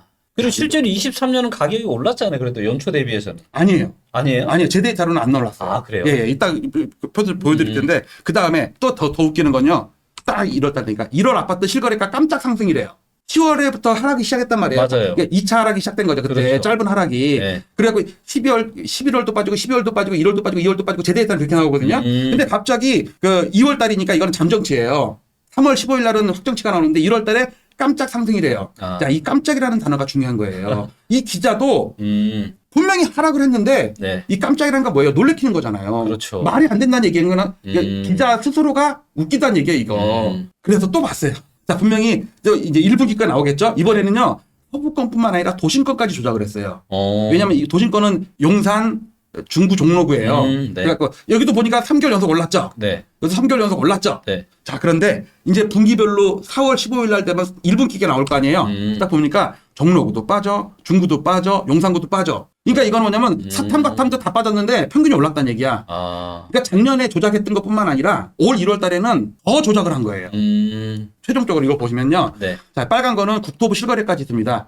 전화, 국토부나 리치거나 비슷하게 나올 거예요. 네. 자, 그런데 이때 예. 22년 12월 달부터 요 분홍색은 부동산원 월간 동향이고 네. 파란 거는 제 엘리어트 차트고 까만 거는 캡이에요. 아. 세 개 다가 폭락을 했다고 이렇게. 예, 예. 근데 국토부 실거래가만 혼자 상승을 한 거야. 그러네요. 특히 국토부 실거래가나 부동산원 월간 동향은 같은 데서 발표하는 거예요. 조사하는 거예요. 부동산원에서 하는 아, 거라고. 그렇죠. 같은 부서에서 하는데도 맞아요. 거꾸로 가는 거야 이게. 아니 얘가 좀 덜 오르고 더 오르고 할 수 있는데 맞아요. 방향이 똑같냐 반대냐 이거예요. 그러니까 결국 얘가 조작 아니면 얘가 조작이라고. 근데 이 세 군데 부동산원, KB, 엘리엇 셋이서 동시에 조작을 했거나 국토부 혼자 조작을 했거나 아. 이게 웃기는 거라고 이게. 그래서 저는 어떤 생각이 드냐면 아까 말씀드렸듯이 이게 뭐냐면 매달 발표하는 권역별 지수는 통계 조작을 했어요. 근데 이거는 실무자나 조작을 한 게 아니야. 네. 실무자는 제대로 입력을 했어요. 네. 그러니까 김기현 대표님의 한 5, 60명 되는 직원들이 정상적으로 다 입력을 했어. 네. 근데 김기현 대표님이 어느 KBS 방송에 딱 나와가지고 자료를 딱 보여주면서 조작한 자료를 보여주고 나서 우리 뷰로는 이렇게 올랐습니다. 즉 이거는 실무자가 조작한 게 아니라 네. 결재권자 아. 위에 슈프림 파워가 거대한 상위의 조작이 있는데 이거는 조작을 못한 거야. 깜빡 잊고. 아. 이게 매월 조작을 했으면 아, 그렇죠. 분기마다 또는 내년에도 반년에도 조작을 했어야 되는데 아. 사람들이 관심이 없다 보니까 조작을 안 해도 사람들이 크로스 체킹을 안 하는 거야. 분기 데이터 아무도 안 봐요. 네, 예. 맞아요. 안 보죠. 그리고 한 달 반, 두 달 전 거를 뭐하러 봐. 왜냐면 그렇지. 일주일마다 데이터가 나오는데. 아. 부동산원 그 주간 단위 이거는 그것도 누더기가 돼 있어요. 그것도 제가 책에다가는 왜 누더기가 됐는지 조작했는지를 다 써놨는데 네. 실거래가만큼은 쪽지 시험이랑은 다르단 말이에요. 이거는 수능 점수를 조작했고 대학교 합격한 거라고 이게. 네. 그러니까 이 쪽지 시험 조작한 거랑 국토부 실거래가 즉 이거는 제가 조사하나 김기현 대표님 조사하나 뭐 저랑 비슷하게 나오더라고요 보니까. 맞아요. 그런데 이거 국가기관이 공헌이 돼가지고 엄청난 이제 문제는 이걸로 정책도 결정을 하고 국민들의 어떤 심리도 조정 이렇게 그렇죠. 안정시키면 이래야 되는데 정부가 나서서 조작을 했다는 얘기는 이 후유증은 몇 년 후에 특례론 받은 사람들이 깡통 정리가 되는 그런 사태가 저는 벌어질 거라고 봐요. 왜? 네. 중간에 조작이 있으면요. 그 후유증이 더 커요. 아. 그 피해는 고스란히 선량한 시민들, 영끌한 사람들, 생애 첫 대출, 뭐 신생아 이런 분들이 당할 거라고 생각하니까 네. 저는 솔직히 막 가슴이 먹먹합니다. 막 화가 나요. 그러니까 이게 참 저도 제가 부동산 데이터만 연구한 지가 지금 이제 한 8년 지금 넘는 것 같거든요. 네. 근데 저도 이제 대한민국 부동산 통계에 상당한 오류가 있다라는 거를 저도 그러니까 부동산 빅데이터를 연구한 지 5년 만인 2020년에 저도 처음 알았거든요. 2020년에. 그리고 우리 엘리언님뿐만 아니라 저뿐만이 아니라 또 일부 이제 대학교 교수님들이나 이런 분들도 대한민국 부동산 통계에 대해서 이렇게 문제점을 얘기하시는 분들이 많거든요. 네. 그렇기 때문에 어떻게 보면 대한민국 전체 자산의 80%가 넘는 대부분의 자산이 지금 부동산에 지금 올인이 되어 있고, 그렇기 때문에 이 부동산 가격 통계에 대한 이런 공정성과 투명성이 너무 중요할 것 같은데, 이런 부분들이 좀 앞으로 좀 많이 좀 개선이 되면 좋을 것 같습니다. 안타까운 것은 그동안 뭐 한문도 교수님들이나 뭐 보니까 그런 분들이 네. 많이 이렇게 건의하고 요구도 하고 했는데 밝혀낼 수가 없었던 게 네. 그동안 거는 전부 동향조사에 대한 데이터를 요구한 거예요. 네. 동향조사는 얼마든지 조작이 가능하고 A라고 나왔는데 너네 B라고 나왔냐고 해도 뭐 반박할 수가 없어요. 네. 왜냐하면 거기 조사원들이 이렇게 조사했다는데 어떡할 거예요. 근데 실거래가를 가지고 맞아요. 걸고 넘어간 사람은 이제까지 한 명도 없었어요. 네. 왜냐하면 실거래가는 빼도 박도 못 하거든요. 이거는 지금 다시 조사를 해도 네. 밝혀낼 수 있는 거고 이런 건 제가 볼 때는 이거는 이 부동산에 대한 어떤 파급 효과 이것 때문에 네. 내가 볼 때 이거 국정감사나 이런 것까지도 가야 된다고 생각을 하는데 네. 국회의원들 그렇게 생각 안 하는지 그 국토위 소속 야당 의원한테 찾아가서까지 이거 보여드리고 그때 막 서대문구가 어쩌고저쩌고 탁 떠들었는데 일주일 있다가 방송이 안 나오더라고요. 국정감사 맞아요. 얘기 안 하는 거 보니까 이 부분에 대해서 좀 이슈가 있었는데 유야무야 좀 넘어간 것 같습니다. 그리고 그러니까 이거에 더해서 네. 19만 채 누락된 거 있죠. 그렇죠. 자, 그게 오류라고 생각을 하세요? 조작이라고 보세요? 왜냐하면 이게 김 대표님도 아침마다 맨날 다운받고 이 유튜브 만들기 전에도 엑셀로 막 다운받고 막 했었을 거 아니에요. 네. 그거는 그 직원이면 19만 채가 아니라 1900채가 누락이 돼도 그렇죠. 엑셀에서 딱 검색이 돼요. 맞아요. 그러면 내부에서라도 이상하다 했을 텐데 어떻게 19만 채나 되는 걸 6개월 동안 몰랐고 네. 그것도 연합인포맥스에서 제기를 하니까 그때서야 우리도 알고 있었거든 이렇게 나오거든요. 네. 그리고서 그걸 개정하는데 9개월이 걸렸어요. 9개월 동안은 국민들이 그야말로 어떤 국가가 어떤 대국민 사기극이라고 저는 봐요. 책에다가도 내가 써놨어. 네. 언젠간 이거는 밝혀질 거다. 이 19만 채 누락 사건은 네. 왜냐하면 이 폭등을 유발하고 펌프질하는 그 많은 뭐 전문가들이나 유튜버들도 전가의 보도처럼 얘기한 게 공급 부족이에요. 맞아요. 실제로 보니까 공급이 부족하거든. 네. 그리고 재밌는 거는 15년마다 공급 바닥에 온 거 아세요? 그리고서 상승하셨어요. 그리고 원래 그러니까 이런 대세 하락장이 시작이 되면은 부동산 관련 기업들이 상당히 안 좋아지니까 또 무섭기도 하고, 그래서 보통 대세 하락이 시작되고 나서 얼마 안 있으면 공급 부족이 항상 왔던 것 같아요. 네. 그렇죠. 그러니까 아까 얘기했던 것처럼 91년, 네. 2006년, 2021년 네. 전부 공급 바닥일 때 상투가 왔어요. 희한한 일이에요. 공급이 바닥일 때 상투가. 그렇죠. 예. 제가 그래프를 이따 보여드릴게요. 그럼 맞춰 보여드릴까요? 예. 이것도 굉장히 중요한 것 같아요. 그러니까 남들은 지금 전부 다 공급이 부족하니까 아파트 가격이 계속 더 올라갈 거라고 얘기하잖아요. 네. 공급자 입장에서만. 근데 우리 엘리언님이 지금 차트로 분석하신 거는 무슨 소리냐? 지금 공급이 바닥일 때 오히려 상태가 왔다. 네. 꼭지라는 얘기잖아요. 그래갖고 저는 이걸 보시면 네. 1958년에 종합 아파트부터 제가 카운팅을 해가지고 신문 기사를 다 더해가지고 네. 이거 막대 그래프가 월간 입주 물량이고요. 막 월간 삐죽삐죽하니까 네. 이거를 휩소를 제거하기 위해서 제가 12개월 이동 평균을 중심항을 써갖고 네. 한 거예요. 근데 91년에 보시면요, 91년 5월달에 노태우 상투를 치잖아요. 네. 내려가다 보면 거의 바닥 근처죠. 그러니까 이때가 상투가 아니라고. 그러네요. 이때가 상투가 아니고 바닥에서 조금 벗어났죠. 네네. 근데 2006년 노무현 상투 때는요 정확히 바닥이었어요. 이거. 또 한 가지는 이번에 2021년도에도요 이때가 고덕 입주 물량하고 막 헬리오 입주하고 막 그럴 때거든요. 이때가. 네네. 근데 입주 물량 근데 2017년 18년도에 계속 올랐잖아요. 맞아요. 고덕 입주하는데 2만 세대가 입주했는데 계속 올랐잖아요. 이때 저는 또 기억이 나는 게 뭐냐면은 2017년 18년에는 입주 물량 많다고 아파트 가격이 못 올라간다고 하는 전문가 그렇게 또 많았어요. 그렇죠. 근데 제가 제 첫 번째 책에서 무슨 소리냐, 서울은 뭐 데이터가 다 좋기 때문에 올라간다라고 제가 전망을 했었거든요. 그러니까 정확히 바닥일 때도 있지만 어쨌든 상투일 때가 아니고 네. 바닥권에 근접했을 때. 그러네. 오히려 그러니까 입주 물량이 사실은 상관이 없는 거네. 자, 이걸 어떻게 저는 해석을 했냐면요. 네. 작년인가 제가 머릿속에 생각을 한 건데, 뇌피셜이죠. 네. 이게 뭐냐면 작전 세력들이 주식을 팔아먹을 때 입주 물량이 많으면 네. 내 거 못 팔아먹어요.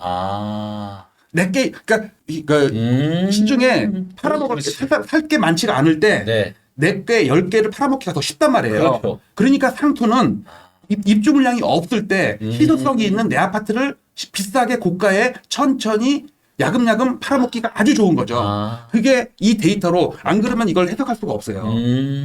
왜냐면 이때 왜 상투가 안 나오고 이때도 왜 상투가 안 나오냐고 계속 올랐는데 이때가 88 올림픽 전에 뭐 올림픽 패밀리 뭐 이런 거 그다음에 목동 아파트들 그다음에 노도강 이때 입주할 때거든요. 네, 네. 이때 폭등을 했단 말이에요. 그렇죠. 그리고 오히려 입주 물량이 거의 없다가 찔끔 반응했을 때 이때가 상투가 왔어요. 네. 2006년은 정확히 상투였고. 그러니까 이것도 많은 분들이 일반적으로 알고 있는 상식과는 너무 다른 것 같아요. 예, 그거는 데이터의 힘이에요. 데이터. 요 입주 물량은 네. 제가 그 15년 주기를 얘기하면서 쓰려고 책에다가 쓴 거거든요. 네. 여기도 91년, 2006년, 2021년 전부터 15년 주기잖아요. 네. 그러니까 15년마다 거의 바닥이 왔어요. 이렇게. 이때도 보시면 거의 한 15년 만에 바닥이죠. 네. 이때도 15년이 아니라 거의 한 30년 만에 바닥이죠. 그러니까 이번 21년 이후, 그러니까 22년 정도 되겠네요. 네. 이때는 그냥 3년 만에 최저가 아니라 거의 30년 만에 최저 입주 물량이었어요.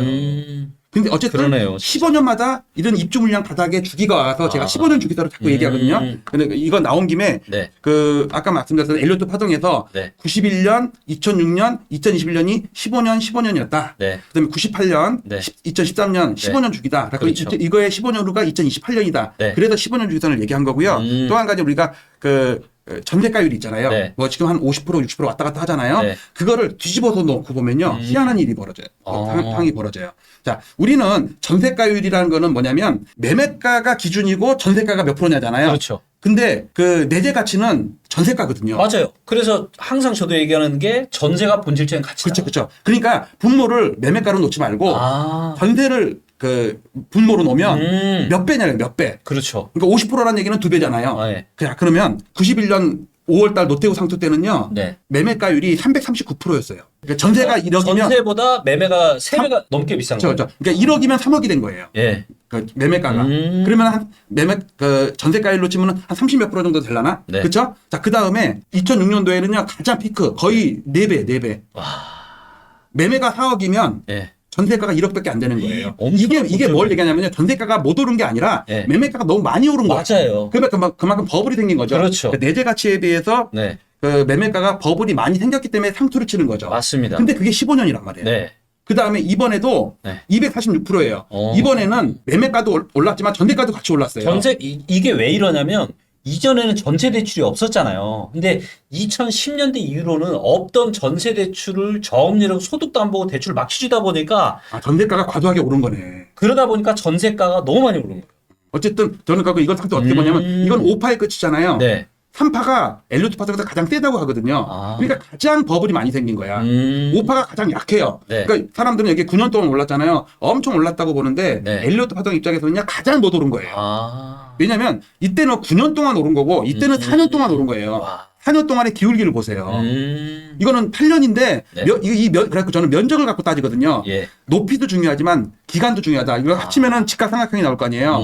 이 직각삼각형은 기간만 9년이라서 제일 길었지 기울기는 이때 그 유도 아니에요. 왜냐면 이때는 1억이 막 3억 4억 됐단 말이에요. 그렇죠. 근데 지금은 10억이 15억 20억 25억 됐단 말이에요. 네, 네. 그러니까 율로 따지면은 이 오파가 가장 약한 거예요. 그 엄청 올랐다고 하지만 그게 네. 아니에요. 그게 15년 주기고 그 대신 바닥권에서는 한 몇 년의 오차가 생겨요. 그러니까 상투는 정확히 일치하는데 네. 이 매매가의 바닥과 네. 매매가율의 바닥은 달라요. 왜냐면 위기가 온 다음에 네. 오를 때는 전세가가 먼저 더 급하게 올라요. 그렇죠. 그렇죠.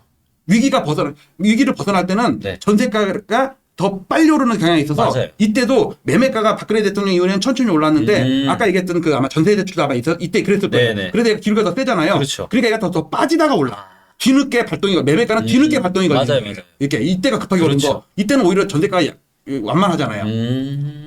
그럼에도 불구하고 15년 주기는 똑같아요. 위에만 15년이 아니라 네. 이 오차가 몇 년이 생겼는데도 불구하고 그 15년은 똑같다. 네. 그래서 15년 주기가 중요한 거고요. 네. 그다음에 아까 얘기했던 그 입주 물량 이것도 있고 또 한 가지 재밌는 건요. 네. 연봉을 보게 되면 1955년부터 데이터가 있거든요. 야. 저는 파동 카운팅을 58년부터 해요. 왜냐면 종합 아파트부터니까. 네. 이때 보시면 아까 얘기했듯이 15년 91년부터 2006년까지 15년 네. 방금 얘기했던 저점부터 15년이고 여기도 15년이면 2028년이다. 네. 자, 근데 문제는 여기서부터 여기까지 우리가 파동 카운팅을 할 때 캔들을 따지거든요. 네. 캔들을 91년 5월 달에 고점을 치고 98년 11월에 고점을 쳐갖고 8년이 안 돼요, 실제로는. 그런데 캔들은 8개예요. 그 다음에 2006년 11월이 고점이고 2013년 1월이기 때문에 실제로는 6년 한 2개월밖에 안 돼요. 네, 네. 그런데 캔들로 따지면 8개예요.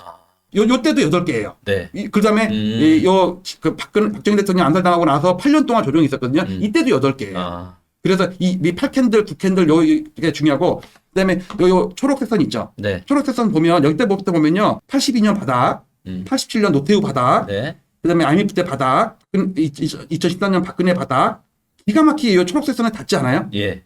이게 15년 이동평균선이에요. 아. 15년 주기선 가면서 저도 이걸 보면서 깜짝 놀랐어요.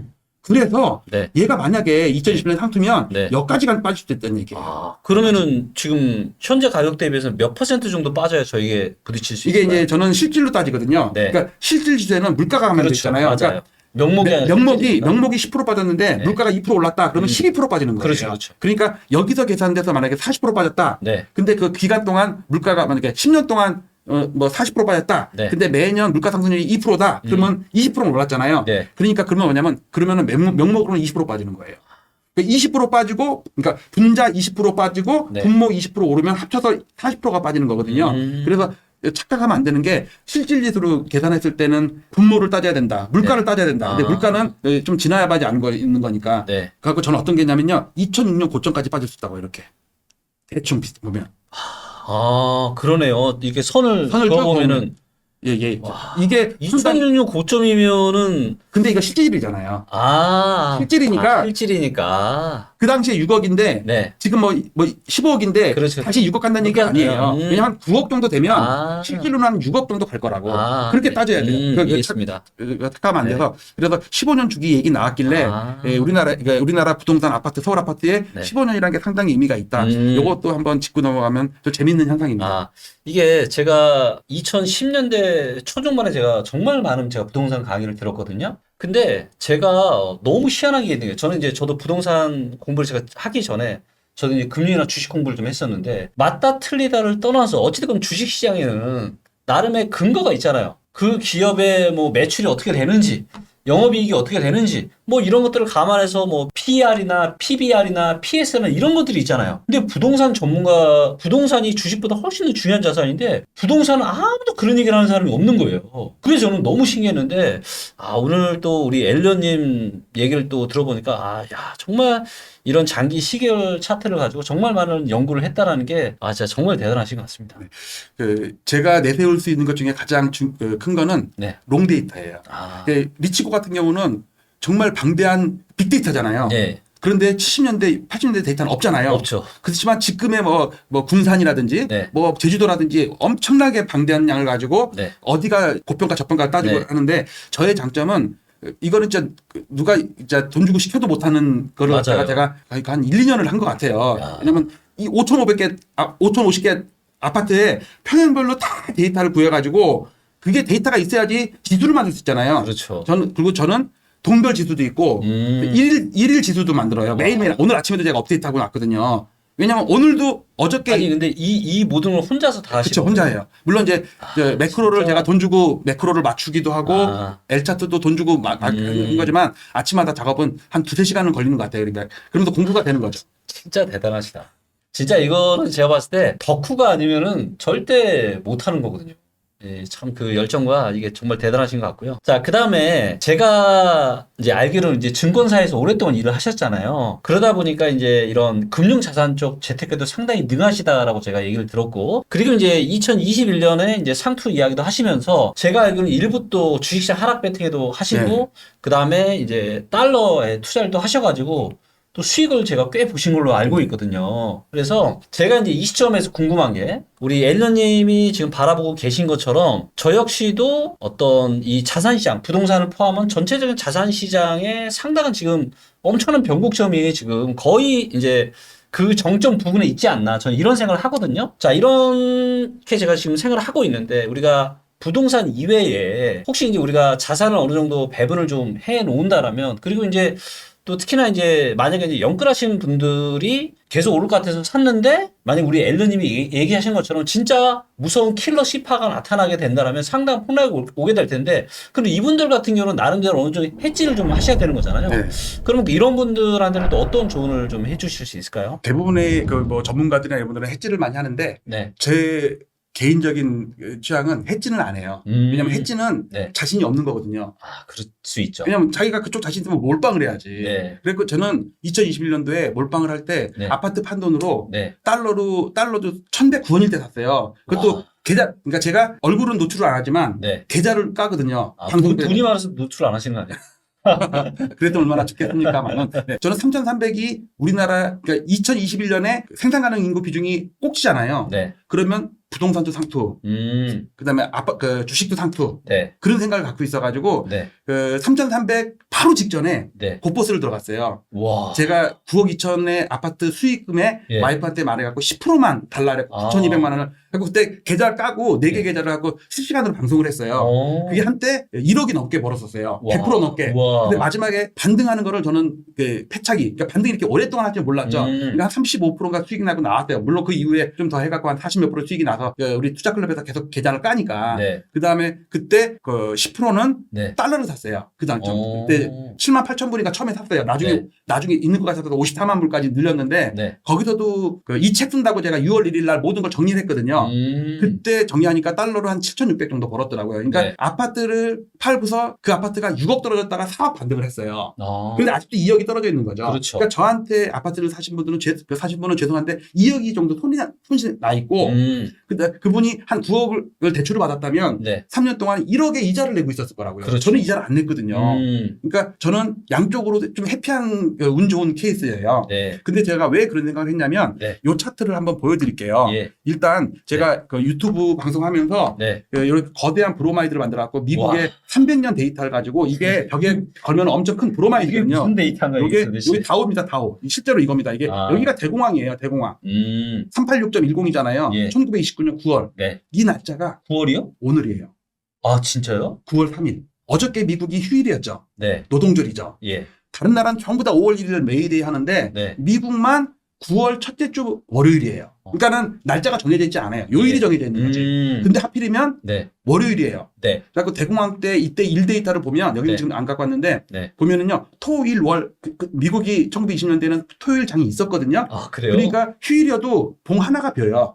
그런데 그날은 일, 월 이틀이 벼는 거예요. 네. 그래서 9월 3일 날 386.10을 찍고서 네. 3년 동안 89% 폭락을 했어요. 하필이면 그게 오늘이에요. 아. 그래서 저는 미리 곧버스는 진짜 들어갈 수 있으니까는 좀 들어가서 세팅 아까 계좌 보여드렸어요. 네. 네. 좀 전에 제가 계좌를 제가 확인했습니다. 네. 그리고 제가 투자클럽 보면 계좌 계속 까니까 그리고서 미국에도 숏배팅을 해야 되는데 네. 조금만 네. 만약에 맞으면은 대박이 나는 거고 틀리면은 조금 짧게 손절하면 되니까. 네. 그런데 이거는 저는 이 데이터를 좀 확인 좀 하고 싶어서 회원들한테도 오늘의 디데이라고 제가 4일 전에 올릴 때 D-4라고 올린 게 있거든요. 아. 오늘이에요, 오늘. 그래갖고 오늘 좀 발을 담궈보자. 이런 식으로 했고 저는 저는 코스피를 2,000도 깨진다고 봐요. 예? 2,500이 깨지는 게 아니라 2,000도 깨지고 그 바닥은 좀 험악해서 지금 얘기는 못하고 그러니까 저는 근데 지금 많은 경제 전문가들이나 주식하시는 분들은 대한민국 지금 주식 저평가되어 있다라고 얘기하잖아요. 3,300일 때도 4,000 간다고 그럴 때 저는 고포도 들어간 거예요. 아. 물론 지금은 한번 정리 한번 한 상태에서 네. 지금 또 좀 들어가 있지만 자, 이 차트에서 뭘 보여드릴 거냐면 요걸 보여드릴게요. 예. 요거는 서양 문명의 천년 파동이에요. 중세 암흑기. 1000년 전부터 이게 실제 데이터는 여기 써 있거든요. 데이터가 다 있어요. 여기 언제부터는 뭐 어느 나라 데이터고 이런 거. 야, 1000년짜리 데이터를 1264년부터는요. 영국의 인플레이션 인덱스예요. 왜냐면 주가랑 같은 거니까. 그다음에 1700년부터는 영국의 실제로 스탁 프라이스예요. 그다음에 미국 독립할 때부터는 미국의 그 주가 지수고 나중에 월드 인덱스인데 이게 엘리어트 파동으로 하면 눈으로 네. 보면 1파, 2파, 3파, 4파 5파 중에 대공황 때 1파, 2파, 아니야, 1파, 2파, 이게 남북전쟁 할 때예요, 미국. 여기 미국이 독립할 때거든요. 네. 1파, 2파, 3파, 4파, 이게 대공황 때 네. 5파. 그렇게 따지면 네. 오파가 올해나 내년이나 한 2, 3년, 왜냐면 천년이기 때문에 2, 3년은 의미가 없거든요. 네, 네. 이게 상투를 쳐버리면 전 세계 무슨 주식이고 뭐고 다 없는 거예요. 이런 위험성이 있기 때문에 네. 혹시라도 0.01%밖에 안 되는 위험이지만 네. 이걸 대비를 해야 된다고요. 그러니까 과도하게 레버리지에 노출돼 있으면요. 아. 그냥 아웃되는 거예요. 그다음에 이걸 좀 확대해 보면요. 네. 이거는 이제 300년 파동이거든요. 아까 얘기했듯이 미국의 독립전쟁할 때고 네. 이게 남북전쟁할 때예요. 링컨 네. 1파, 2파, 대공황 때 3파, 4파, 5파인데 네. 이 부분을 조금 확대해 볼게요. 네. 확대해 보면 이게 이제 1900년부터거든요. 이건 이제 120년 파동이죠. 이게 대공황이에요. 네. 1파, 2파, 이게 이제 74년 5.1 쇼크 때예요, 이가. 네. 그 다음에 이게 2000년 닷컴 버블 때예요. 그 다음에 이제 리먼 사태 때예요. 네. 그다음에 이게 파동으로 치면요. 올해나 내년이나 내후년 이 근처 어디라고. 그러니까 100년, 200년 이거 따질 때 2, 3년은 중요한 게 아니란 말이에요. 이게 네. 올해 될 수도 있는 거거든. 아니면 내년에 될 수도 있는 거고. 네. 네. 이래서 조심해야 되는 거고. 우리나라 이제 1900년부터 이제 일제시대 때부터 인천 미수진소부터 또 이것도 브로마이드예요. 이거 실제로 전부 데이터예요. 이거 박정희 대통령 5.16 이때부터 이게 전부 쌀 가격이랑 인천 미수진소 우리나라 실제로 주식 시장이거든요, 이게. 네. 네. 이거를 감안해서 그래프를 만들면 1900년부터 보면 여기서 1파가 1920년에 미공열이라고 네. 그 3.1운동의 도화선이 된 게 미공열이에요. 쌀값이 아. 폭등해가지고 지금처럼 쌀값이 오르면 피자 사 먹거나 할 수가 없었어요. 다 굶어 죽어야 돼요. 그리고 이때 그 스페인 독감 때문에 19만 명이 길거리에서 죽었단 말이에요. 그러니까 네. 폭등이 난 거예요. 이때가 1파고 그다음에 2파가 끝났고 해방이 됐고 중단된 상태에서 1956년 3월 3일 날 이제 대한증권거래소에서 명동에서 이제 개장을 했어요. 이때부터 파동을 카운팅을 하면 이 코스피라는 것도 조선 스탁프라이스 인덱스라고 해서 제가 일제시대 때부터 이 앞에는 300년 파동이 영종도 때부터 또 있는데 네. 그거는 약간 사람들이 약간 그 뭐 우스갯소리 될 수 있을 것 같다고 그냥 그거 뺐고 이거를 1956년부터 따지면 네.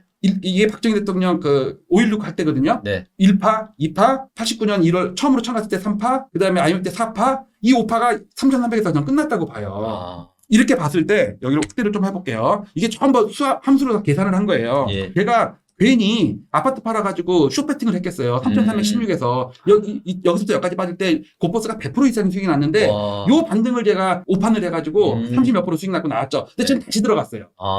다시 들어가서 저는 뭐냐면 3,316에 그러니까 6월 달에 코스피가 상투를 쳤고 네. 10월 달에 서울 아파트가 여기 있어요. 그렇죠, 이게 서울 아파트가 상투 쳤단 말이에요. 이거 A파, B파예요, 이거.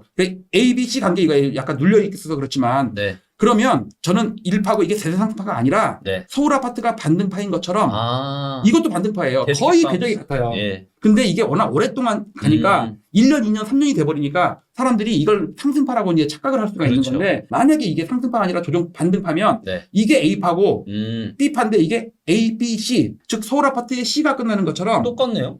똑같아요 지금. 차트가? 몇 달 차이에요, 몇 달 차이. 근데 만약에 여기서 이 C파가 나오면 네. 킬러 C파라고 그래가지고 여러분들 IMF 때요. 보시려면 요게 C파예요. 요게 불규칙 파동이라 가지고 이게 A파, B파, C파거든요. 네. C파에는요. 폭이 발생해요. IMF 이런 게 오기 때문에 이게 마지막 5파가 끝났거든요. 여기 노란색이 끝났잖아요. 요거. 네. 요 노란색이 이 파동이 끝났는데 이게 이제 마지막 5파고 이게 조정파가 끝나고서 1, 2, 3, 4, 5 가면 좋은데 그게 아니라 네. 생각해 보세요. 이거 하락 기간보다 한 1.5배 긴 기간 동안 절반 좀 넘게 못 넘었어요. 이거는 기울기가 약한 거는 맞아요. 상승이 아니라 반등이에요. 그리고 미국 주식시장 상당히 많이 올랐는데 한국 주식시장 그에 비해서는 전혀 못 지금 올랐잖아요. 왜냐하면 파동이 달라서 그래요. 그러니까 아. 미국은 상승파였고 우리는 반등파였다고요. 아. 전 세계 증시의 파동이 다 달라요. 그 얘기도 나와서 그런데 좀 이따가 제가 한번 정리해서 좀 보여드릴 때 2021년 10월 달에 상투를 칠 때요. 네. 부산이건 대구건 전남이건 서울이건 인천이건 모두 상투 쳤어요. 그게 87년부터 올라오는 34년 동안의 상승파가 네. 그 중간에는 지방이 오를 때 서울은 빠졌죠. 이게 왜냐면 이게 파동이 달라서 그래요. 그렇죠. 근데 이번에는 5파는 모두 다 같이 끝난 거예요. 그렇게 되면 이번에 망가지는데 문제는 대구, 부산 같은 경우는요 엄청나게 지금 망가지고 있거든요. 네. 저는 되게 심각하게 봐요. 그거. 이제 그 부산, 대구 같은 경우는 특히 좀 죄송한데 하락이 이제 막 시작된 거예요.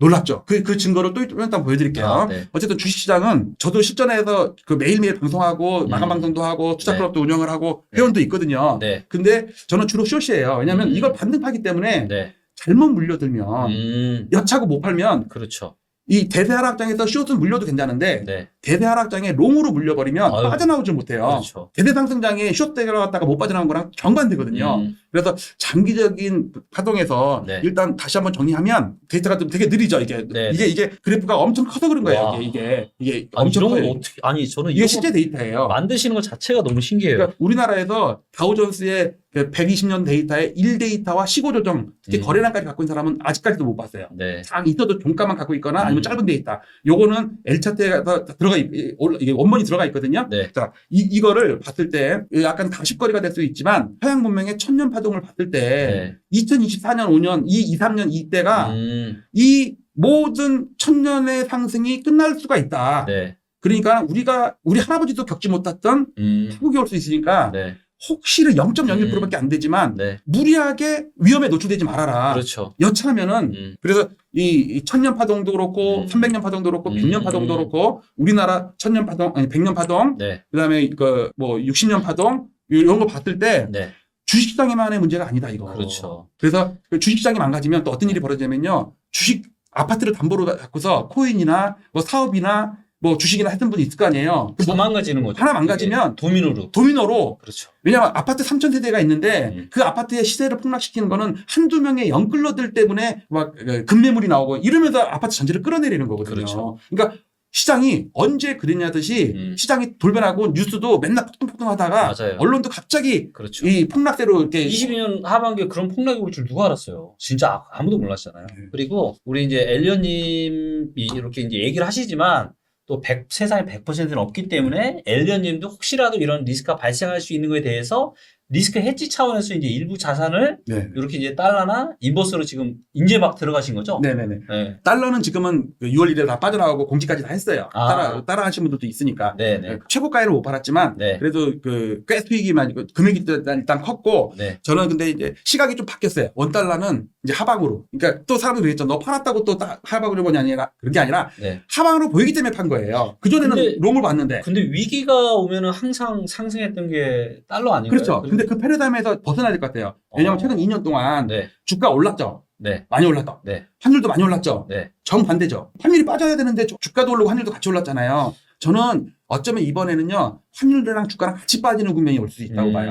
한 번도 없던. 왜 그러냐면 이번에 달러 상승은 네. 환율 상승은 네. 우리가 외환 보유고가 적거나 네. 아니면 뭐 우리 내부에 무슨 문제가 있어갖고 동남아나 우리나라의 몇 개 나라만의 문제가 아니라 달러 인덱스가 올라가니까 주변국들이 같이 올라간 거라고 저는 봐요. 계속 그래갖고 지금은 주가 오른다고 달러 떨어지는데 아니다라고 해서 달러 롱롱롱 했다가 환율 네. 롱 했다가 네. 6월 1일 날 다 정리하면서 왜 팔았는지 그러면서 한 6, 70원 빠지니까 10원에 500만 원씩이에요. 10원 빠지면 저는 500만 원이 날아가는 거라고. 54만 불 있었기 때문에. 왜냐면 네. 아파트 판돈이 다 거기 들어있고 여유 자금이 있었기 때문에. 네. 네. 그렇지만 항상 제가 우리 회원들한테도 나의 전망과 계좌는 별도다. 내 전망은 위로 보는데 거꾸로 시장이 반대로 가가지고 계좌가 마이너스나 그러면 자르고 나와야 돼요. 그러면 그렇죠. 사람들은 그런 분석이 어딨냐 할지 모르겠지만 그게 오랫동안 롱런하고 맞습니다. 위험을 피하는 거지. 그렇죠. 내 전망이 이렇다고 해서 계좌가 거꾸로 하는데도 계속 고집하면 안 돼요. 저는 언제든지 그래서 오늘이 대공황 그날이라서 미국이랑 우리나라 같이 빠졌다 그래 했다 치더라도 네. 여차하면 곧버스 한 6% 정도 수익 난 거 그냥 본전에 나와버린다고요. 그만큼 위험 관리는 맞아요. 철저하게 그러니까 제가 3년 동안 하면서 회원들한테 계속 계좌 까면서 크게 뭐 깨진 2, 3% 5% 이상 깨진 걸 보여준 적이 없어요. 먹은 거는 많이 보여줬는데 네. 그렇지만 회원들은 그러죠. 한 5% 먹었을 때 안 주고 왜 밀려갖고 본전에 주냐. 그게 저는 트레일링 스탑이라고 그러거든요. 네. 30% 먹었을 때는요. 한 23%를 트레일링 스탑을 잡아요. 밀리면 여기서 주겠다. 그렇죠. 근데 이게 100% 가면은 그때 제가 회원들한테 못 지켰던 게 100% 갔을 때는 70%가 스탑인데 이거를 50% 깰 때까지 갖고 있었던 거. 네. 그게 제가 실수였고 지금도 6% 수익 난가 보여드렸잖아요. 네. 그게 본전되면 전 지우고 나와요. 그럼 지금 지우면은 한 7, 800만 원 버는데 왜 바보같이 본전에 지우냐. 그렇죠. 그건 제 원칙이에요. 그러니까 위험 관리 잘 하셔야 돼요. 내가 어떤 전망을 해서 거기에다 베팅을 어느 정도 하지만 이게 예상이 틀렸을 경우는 바로 그냥 자동 그렇죠. 나오는. 네. 너무 자동방으로. 이게 철칙이에요. 이거. 네네. 이거는 네. 2010년부터 네. 2013년을 서울 아파트 바닥을 100으로 놓고요. 네. 요 봉 차트가 전국 아파트입니다. A, B, C 올라가죠. 오늘 아침까지 데이터 업데이트한 거예요. 네. 근데 요 제일 위에 거는요. 스타 지수 122개, 시가총액 상위 100개 엄청 센 거죠. 전고점 넘었어요. 네. 자, 그 다음에 보라색은 서울 아파트, 우리가 보통 보는 서울 아파트고요. 한 60% 정도, 50%, 60% 정도, 그러니까 하락에 한 60% 정도 가까이 반등을 했어요. 네. 그 다음에 요거는 뭐냐면요. 블루존이라고 그래가지고 8개 군데 노도강, 금강구처럼 7억 이하인 아파트들. 아, 얘네가 1월 달부터 반등을 하는데 얘는 계속 빠진 거야. 이제 와서 그러네요. 반등한 거예요. 그러네요. 그 다음에 분홍색은 뭐냐면요. 광역시입니다. 광역시. 광역시가 계속 빠진다고 그러잖아요. 네네. 이게 1170개 단지거든요. 네. 그 다음에 이거는 광역시랑 8개도랑 합친 지방입니다. 우리가 전국을 따질 때 수도권, 지방을 따지잖아요. 네. 수도권은 경기, 인천, 서울이고 아. 지방은 광역시와 8개도 이렇게 한 것처럼 이 파동이 다 달라요. 다르죠. 근데 이 마지막 파동은 똑같아요. 음, 그러니까 얘네가 조정파일 때 네. 서울 아파트는 상승파였어요. 이 반대, 그 다음에 서울 아파트가 폭락을 하는데 네. 빨간색 서울 아파트 이게 폭락을 하는데 지방 아파트는 폭등을 했다고요. 이때가 4대강, 맞아요. 혁신도시 네. 이런 걸로 도라든지 도단지 그렇죠. 아파트는 엄청 올랐어요. 왜냐하면 이게 장기 차트를 보면요 파동이 전혀 달라요. 그래서 좀 위험한 거는 뭐냐면 자 이게 1987년부터 전국 아파트 5,050개 단지로 실거래가 지도를 만든 거예요. 아, 네. 그런데 여기서 보시면 이거 P1, P2 넣으면 다 기가 막히게 맞죠? 그렇죠. 지지가 되죠? 네. 아직 안 깨졌죠? 네. 자 그러면 이거 서울이에요. 네. 서울은 엄청 높죠. 음. 많이 빠질 때 덜 빠지고 오를 때 많이 반등했단 말이에요. 자 그러면 서울이 이렇게 올랐는데 네. 전국이 이 정도까지 안 됐다는 얘기는 뭔가 밑으로 간 놈이 있을 거 아니에요. 그렇죠. 그게 바로 이겁니다. 아, 광역시. 광역시를 확대를 해보면요. 네. 이렇게 돼 있대요. 아, 깼어. 이게 아까는 여기서는 직선이잖아요. 네. 로그 차트라서 그래요. 이게 1차 함수입니다. 근데 이제 산술 차트가 되면 얘가 지수 함수로 바뀌거든요. 수학 전공하셨으니까는 네. 뭐 멘사 정도 치니까 잘 아실 거예요. 지수 함수입니다. 예. 자, 근데 이게 여기서 꺾였어요. 이게 뭐냐면요. 특례보금자리론이에요. 아. 저는 이거를 알고 있는 세력이 특례보금자리론으로 풀어가지고 네. 받친 거라고 봐요. 근데 이게 빠졌어요. 네. 서울 아파트 올라갈 때, 올라갔다가 빠질 때 얘는 2차 반등을 못한 거예요. 네. 그러면서 흘러버렸어요. 물론 여기 산술 지지선이 있는데 네. 저는 이거는 별로 신뢰도가 안 높다고 봐요. 아. 자, 문제는 네. 이게 올 때는 이거. 지금 네. 이거랑 비교를 해보세요. 아, 저는 이게 끔찍한 거예요. 네. 광역시나 혈계도는 특히 광역시 같은 경우. 네. 광역시가 여기서 보면요. 진짜 기가 막힌 게 이때가 9월 달이거든요. 네. 2019년도 9월 달이에요. 마지막 코로나 가기 직전에 뭔가 여기서 이 지지선을 지지 딱 했을 때 네. 이걸 누구나 알기라도 하듯이 여기서 부산 이쪽을 확 풀어버렸어요.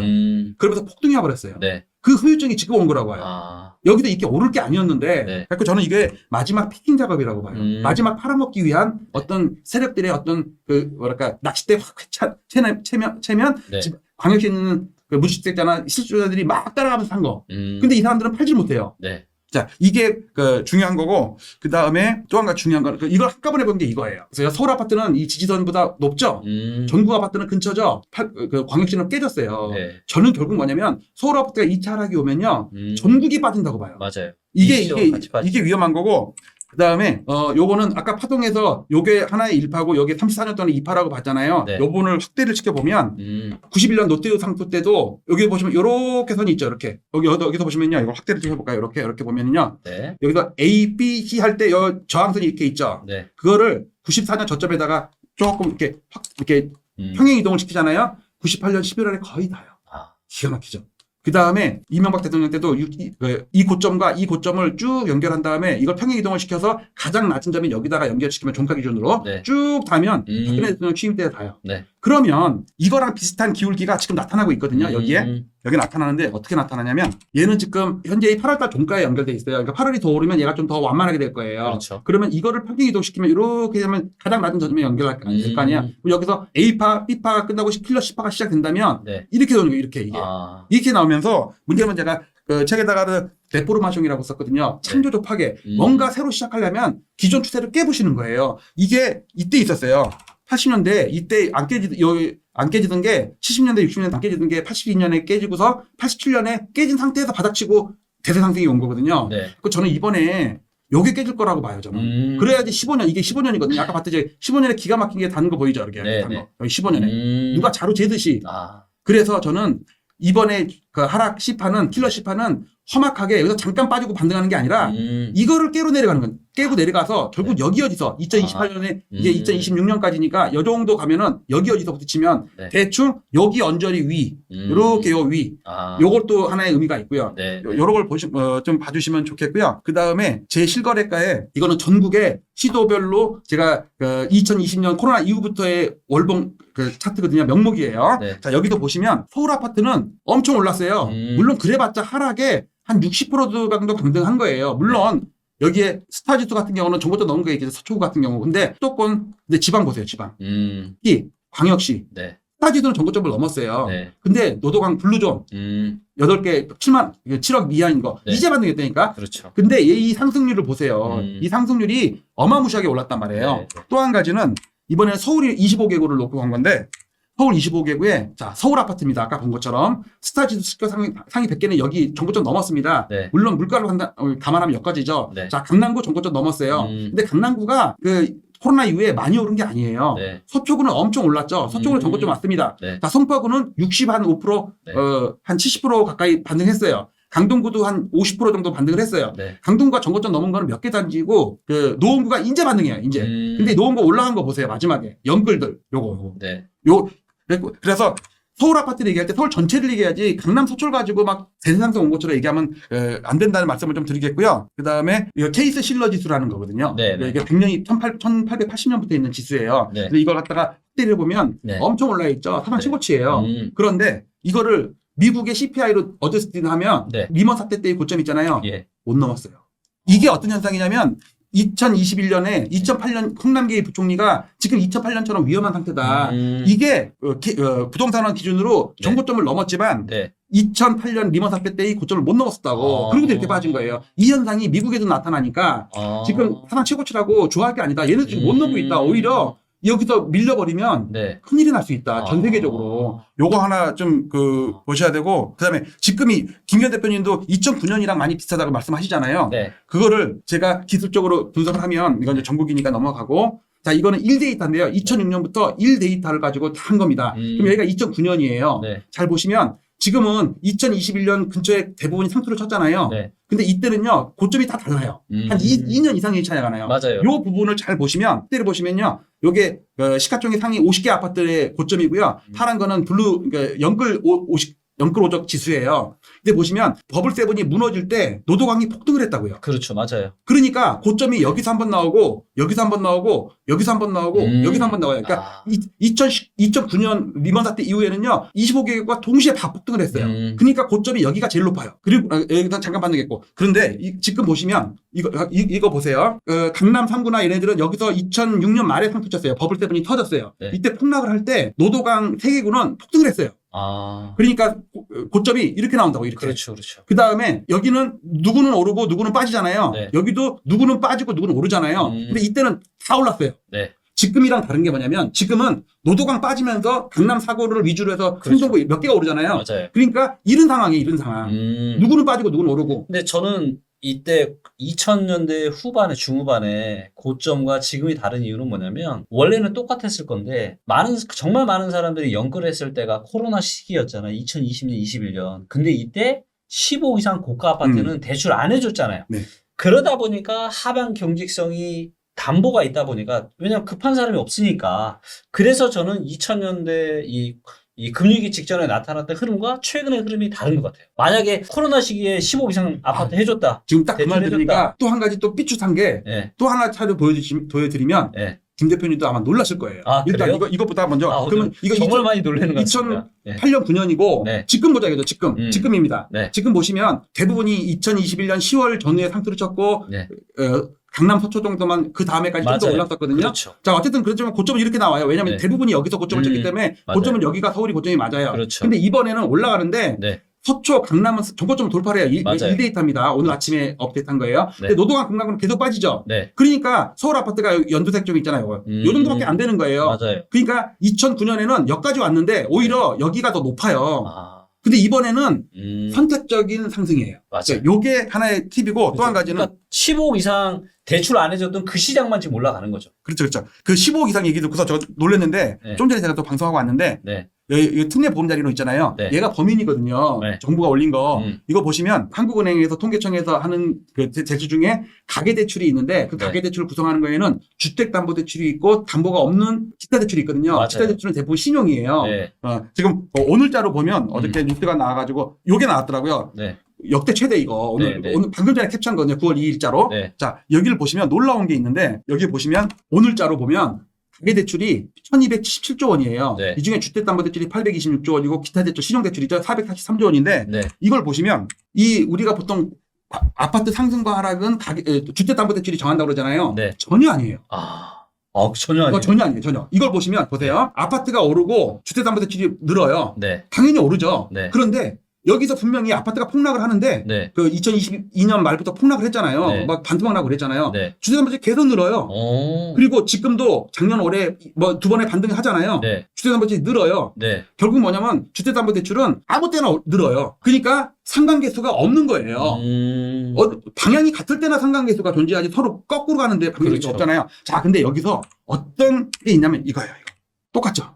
이거는 또 뭐예요? 이건 뭐냐면 이건 서울 아파트고요. 예. 요거는요. 전체 대출이에요. 가계대출. 전체 대출. 자, 주택담보대출과 신용대출이 있어요. 네. 근데 아까 방금 봤듯이 주택담보대출은 변곡점에 영향을 안 미쳤죠. 네. 그런데 그럼 나머지게 영향을 미쳤다는 거 아니에요. 신용대출이에요. 그러면은 차트가 얘기하는 거는 사람들이 주택담보대출뿐만이 아니라 신용대출까지 끌어다 집을 샀다라는 거잖아요. 그게 아까 말씀하신 그거예요. 왜 강남 서초는 오르는데 노동항은 빠지냐고. 그게 방금 했던 얘기랑 똑같은 얘기예요. 그걸 갖다가 그래프로 보여드리는 거예요. 네. 자, 그러면 여기서 이걸 보여드릴게요. 요게 뭐냐면 기타 대출이에요. 신용. 요거는 뭐냐면요. 그 매우 유사하네요. 블루존이에요. 8개국. 네. 7억 이하 8개국. 노동강 금강구 쪽이에요. 그러니까 사람들이 연끌 많이 했던데. 그렇죠. 근데 최근 들어서 이번 달에 처음으로 그동안은 신용대출이 계속 줄었거든요. 이번에는 늘었어. 8월 달에. 근데 이때도 보면 기울기가 좀 약해졌죠. 예. 이게 뭐냐면 그동안은 금리가 갑자기 올라가니까 6%, 7%, 10% 이런 것들을 막 갚느라고 아파트를 막 팔아 제낀 거예요. 연근한 사람들이. 네. 근데 이때는요. 갚기도 갚지만 많이도 갚지만 다시 또 신규가 또 는 거야. 그리고 8월 달은 뭐예요? 갚기도 갚지만 신규가 더 늘어버린 거야. 네. 그러니까 플러스로 나오는 거예요. 자, 그럼 이걸 갖다 정리를 다시 해볼게요. 네. 여기서 정리를 하면 놀라운 건데 아파트가 변곡점 상승과 하락을 만드는 거는 네. 분홍색 전체 대출인데 그렇죠. 지금 전체 대출의 상당 부분이 가계대출의 증감이랑은 전혀 상관없고 신용대출이 줄면서 이때는 뭐냐면 담보대출이 느는데 신용대출이 더 줄어요. 그러니까 전체 대출이 줄겠죠. 아니 신용대출이 이렇게 커요? 그럼 그만큼 연끌을 많이 했다는 얘기예요. 진짜 미쳤다. 그러니까 이거. 노동강이 아직까지도 저점을 막 계속 빠지지. 그 다음에 여기도 그러니까 이 국면이에요. 여기. 네. 그 다음에 이 이후로는요. 보세요. 늘던 주택담보대출은 더 늘죠. 네. 기울기가 더 급해졌죠. 이 부분에 여기에 80%가 정부의 정책금융이에요. 사람들은 돈이 없어갖고 계속 갚아 나가는데 네. 정부에서는 집사라고 계속 정책적 한 거예요. 근데 문제는 뭐냐면 신용대출이 줄는데 정부가 돈을 워낙 많이 풀어가지고 얘가 급하다 보니까 네. 전체가 늘어버린 거야. 그러니까 요런 그래프랑 정확히 일치가 되는 거예요. 네. 그래서 가계대출뿐만이 아니라 신용대출까지 합한 이거랑 연끌을 많이 한 지역의 이런 상승과 하락이 거의 유사하네요. 그렇죠. 그러니까 아까 말씀하신 대출을 15억 이상 대출 없이 한 네. 강남 서초는 덜 빠졌다가 급하게 정고점 돌파한 거랑 연끌을 많이 한 노도강 이쪽이 지금도 물려있다니까. 아니 근데 저는 이 차트를 보면서 너무 놀라운 게 아니 집을 사는데 어떻게 신용대출까지 받아서 집을 사요? 이거는 좀 너무 위험한 거 아니에요? 보면 얼마나 신용대출이 여기는 보험사 약관 대출도 있을 거고 마통도 있을 거고 친 거라고요. 근데 그게 규모가 보통 큰 게 아니에요. 오늘자로 보면 820대 430 그러네요. 2분의 1이 넘어요. 네. 우리는 주택담보대출이 대부분일 거라고 생각을 하잖아요. 이것도 엄청 준 거야 지금. 네. 34%예요. 이건 64%고. 네. 그러니까 이만큼 이 후유증이 네. 2, 3년 있다가 나타날 게 저는 좀 그려져서 네, 좀 안타깝죠. 맞습니다.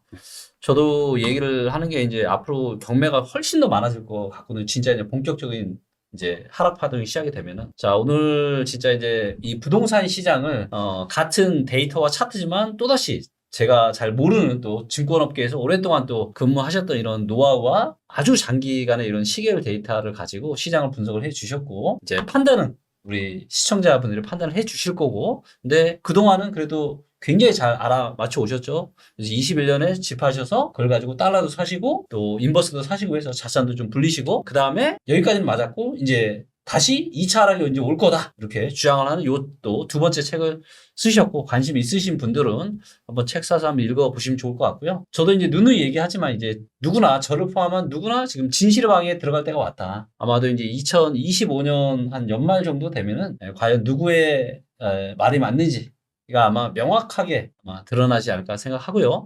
엘리님 오늘 또 얘기를 나눠보니까 저도 이제 굉장히 배우는 게 많은 시간이었고 앞으로 이제 종종 이렇게 좀 저희 리치고 유튜브에서 좀 나와주시면 좋을 것 같습니다. 아유, 감사합니다. 네. 자, 그럼 이제 마지막으로 이제 우리 시청자분들에게 좀 진심 어린 또 말씀 한번 해주시죠. 실수요자 한 채 갖고 있는 분들은 뭐 큰 지장이 없겠지만 뭐 두 채, 세 채 이상 갖고 있으면서 또는 한 채라도 레버리지가 많은 분들이 있을 거란 말이에요. 그분들은 제가 책이 나오고 나서 두세 달은 더 오를 거라고 좀 얘기하고 있잖아요. 네. 이때가 좀 위험 관리하는 차원이지 신규로 들어갈 차원은 아니고 네. 이 제 책이 뭐 첫 번째 책에 오류가 많았는데 그걸 다 많이 개선을 해가지고 업데이트했고 특히 이 책에 L차트를 만들면서 네. 많이 녹여 넣었어요. 그리고 책을 구입하시면 L차트 한 달은 무료로 사용할 수 있으니까 그래요? 그러니까 이렇게 많이들 구입해 주셔서 네. 한번 제 여기서 못한 얘기도 책에는 자세하게 써 있으니까 보시기 바라고 저도 리치고 김기현 대표님께 하여튼 많은 인사이트를 얻고 있어서 하여튼 이 자리에 빌어서 L차트가 탄생된 배경도 네.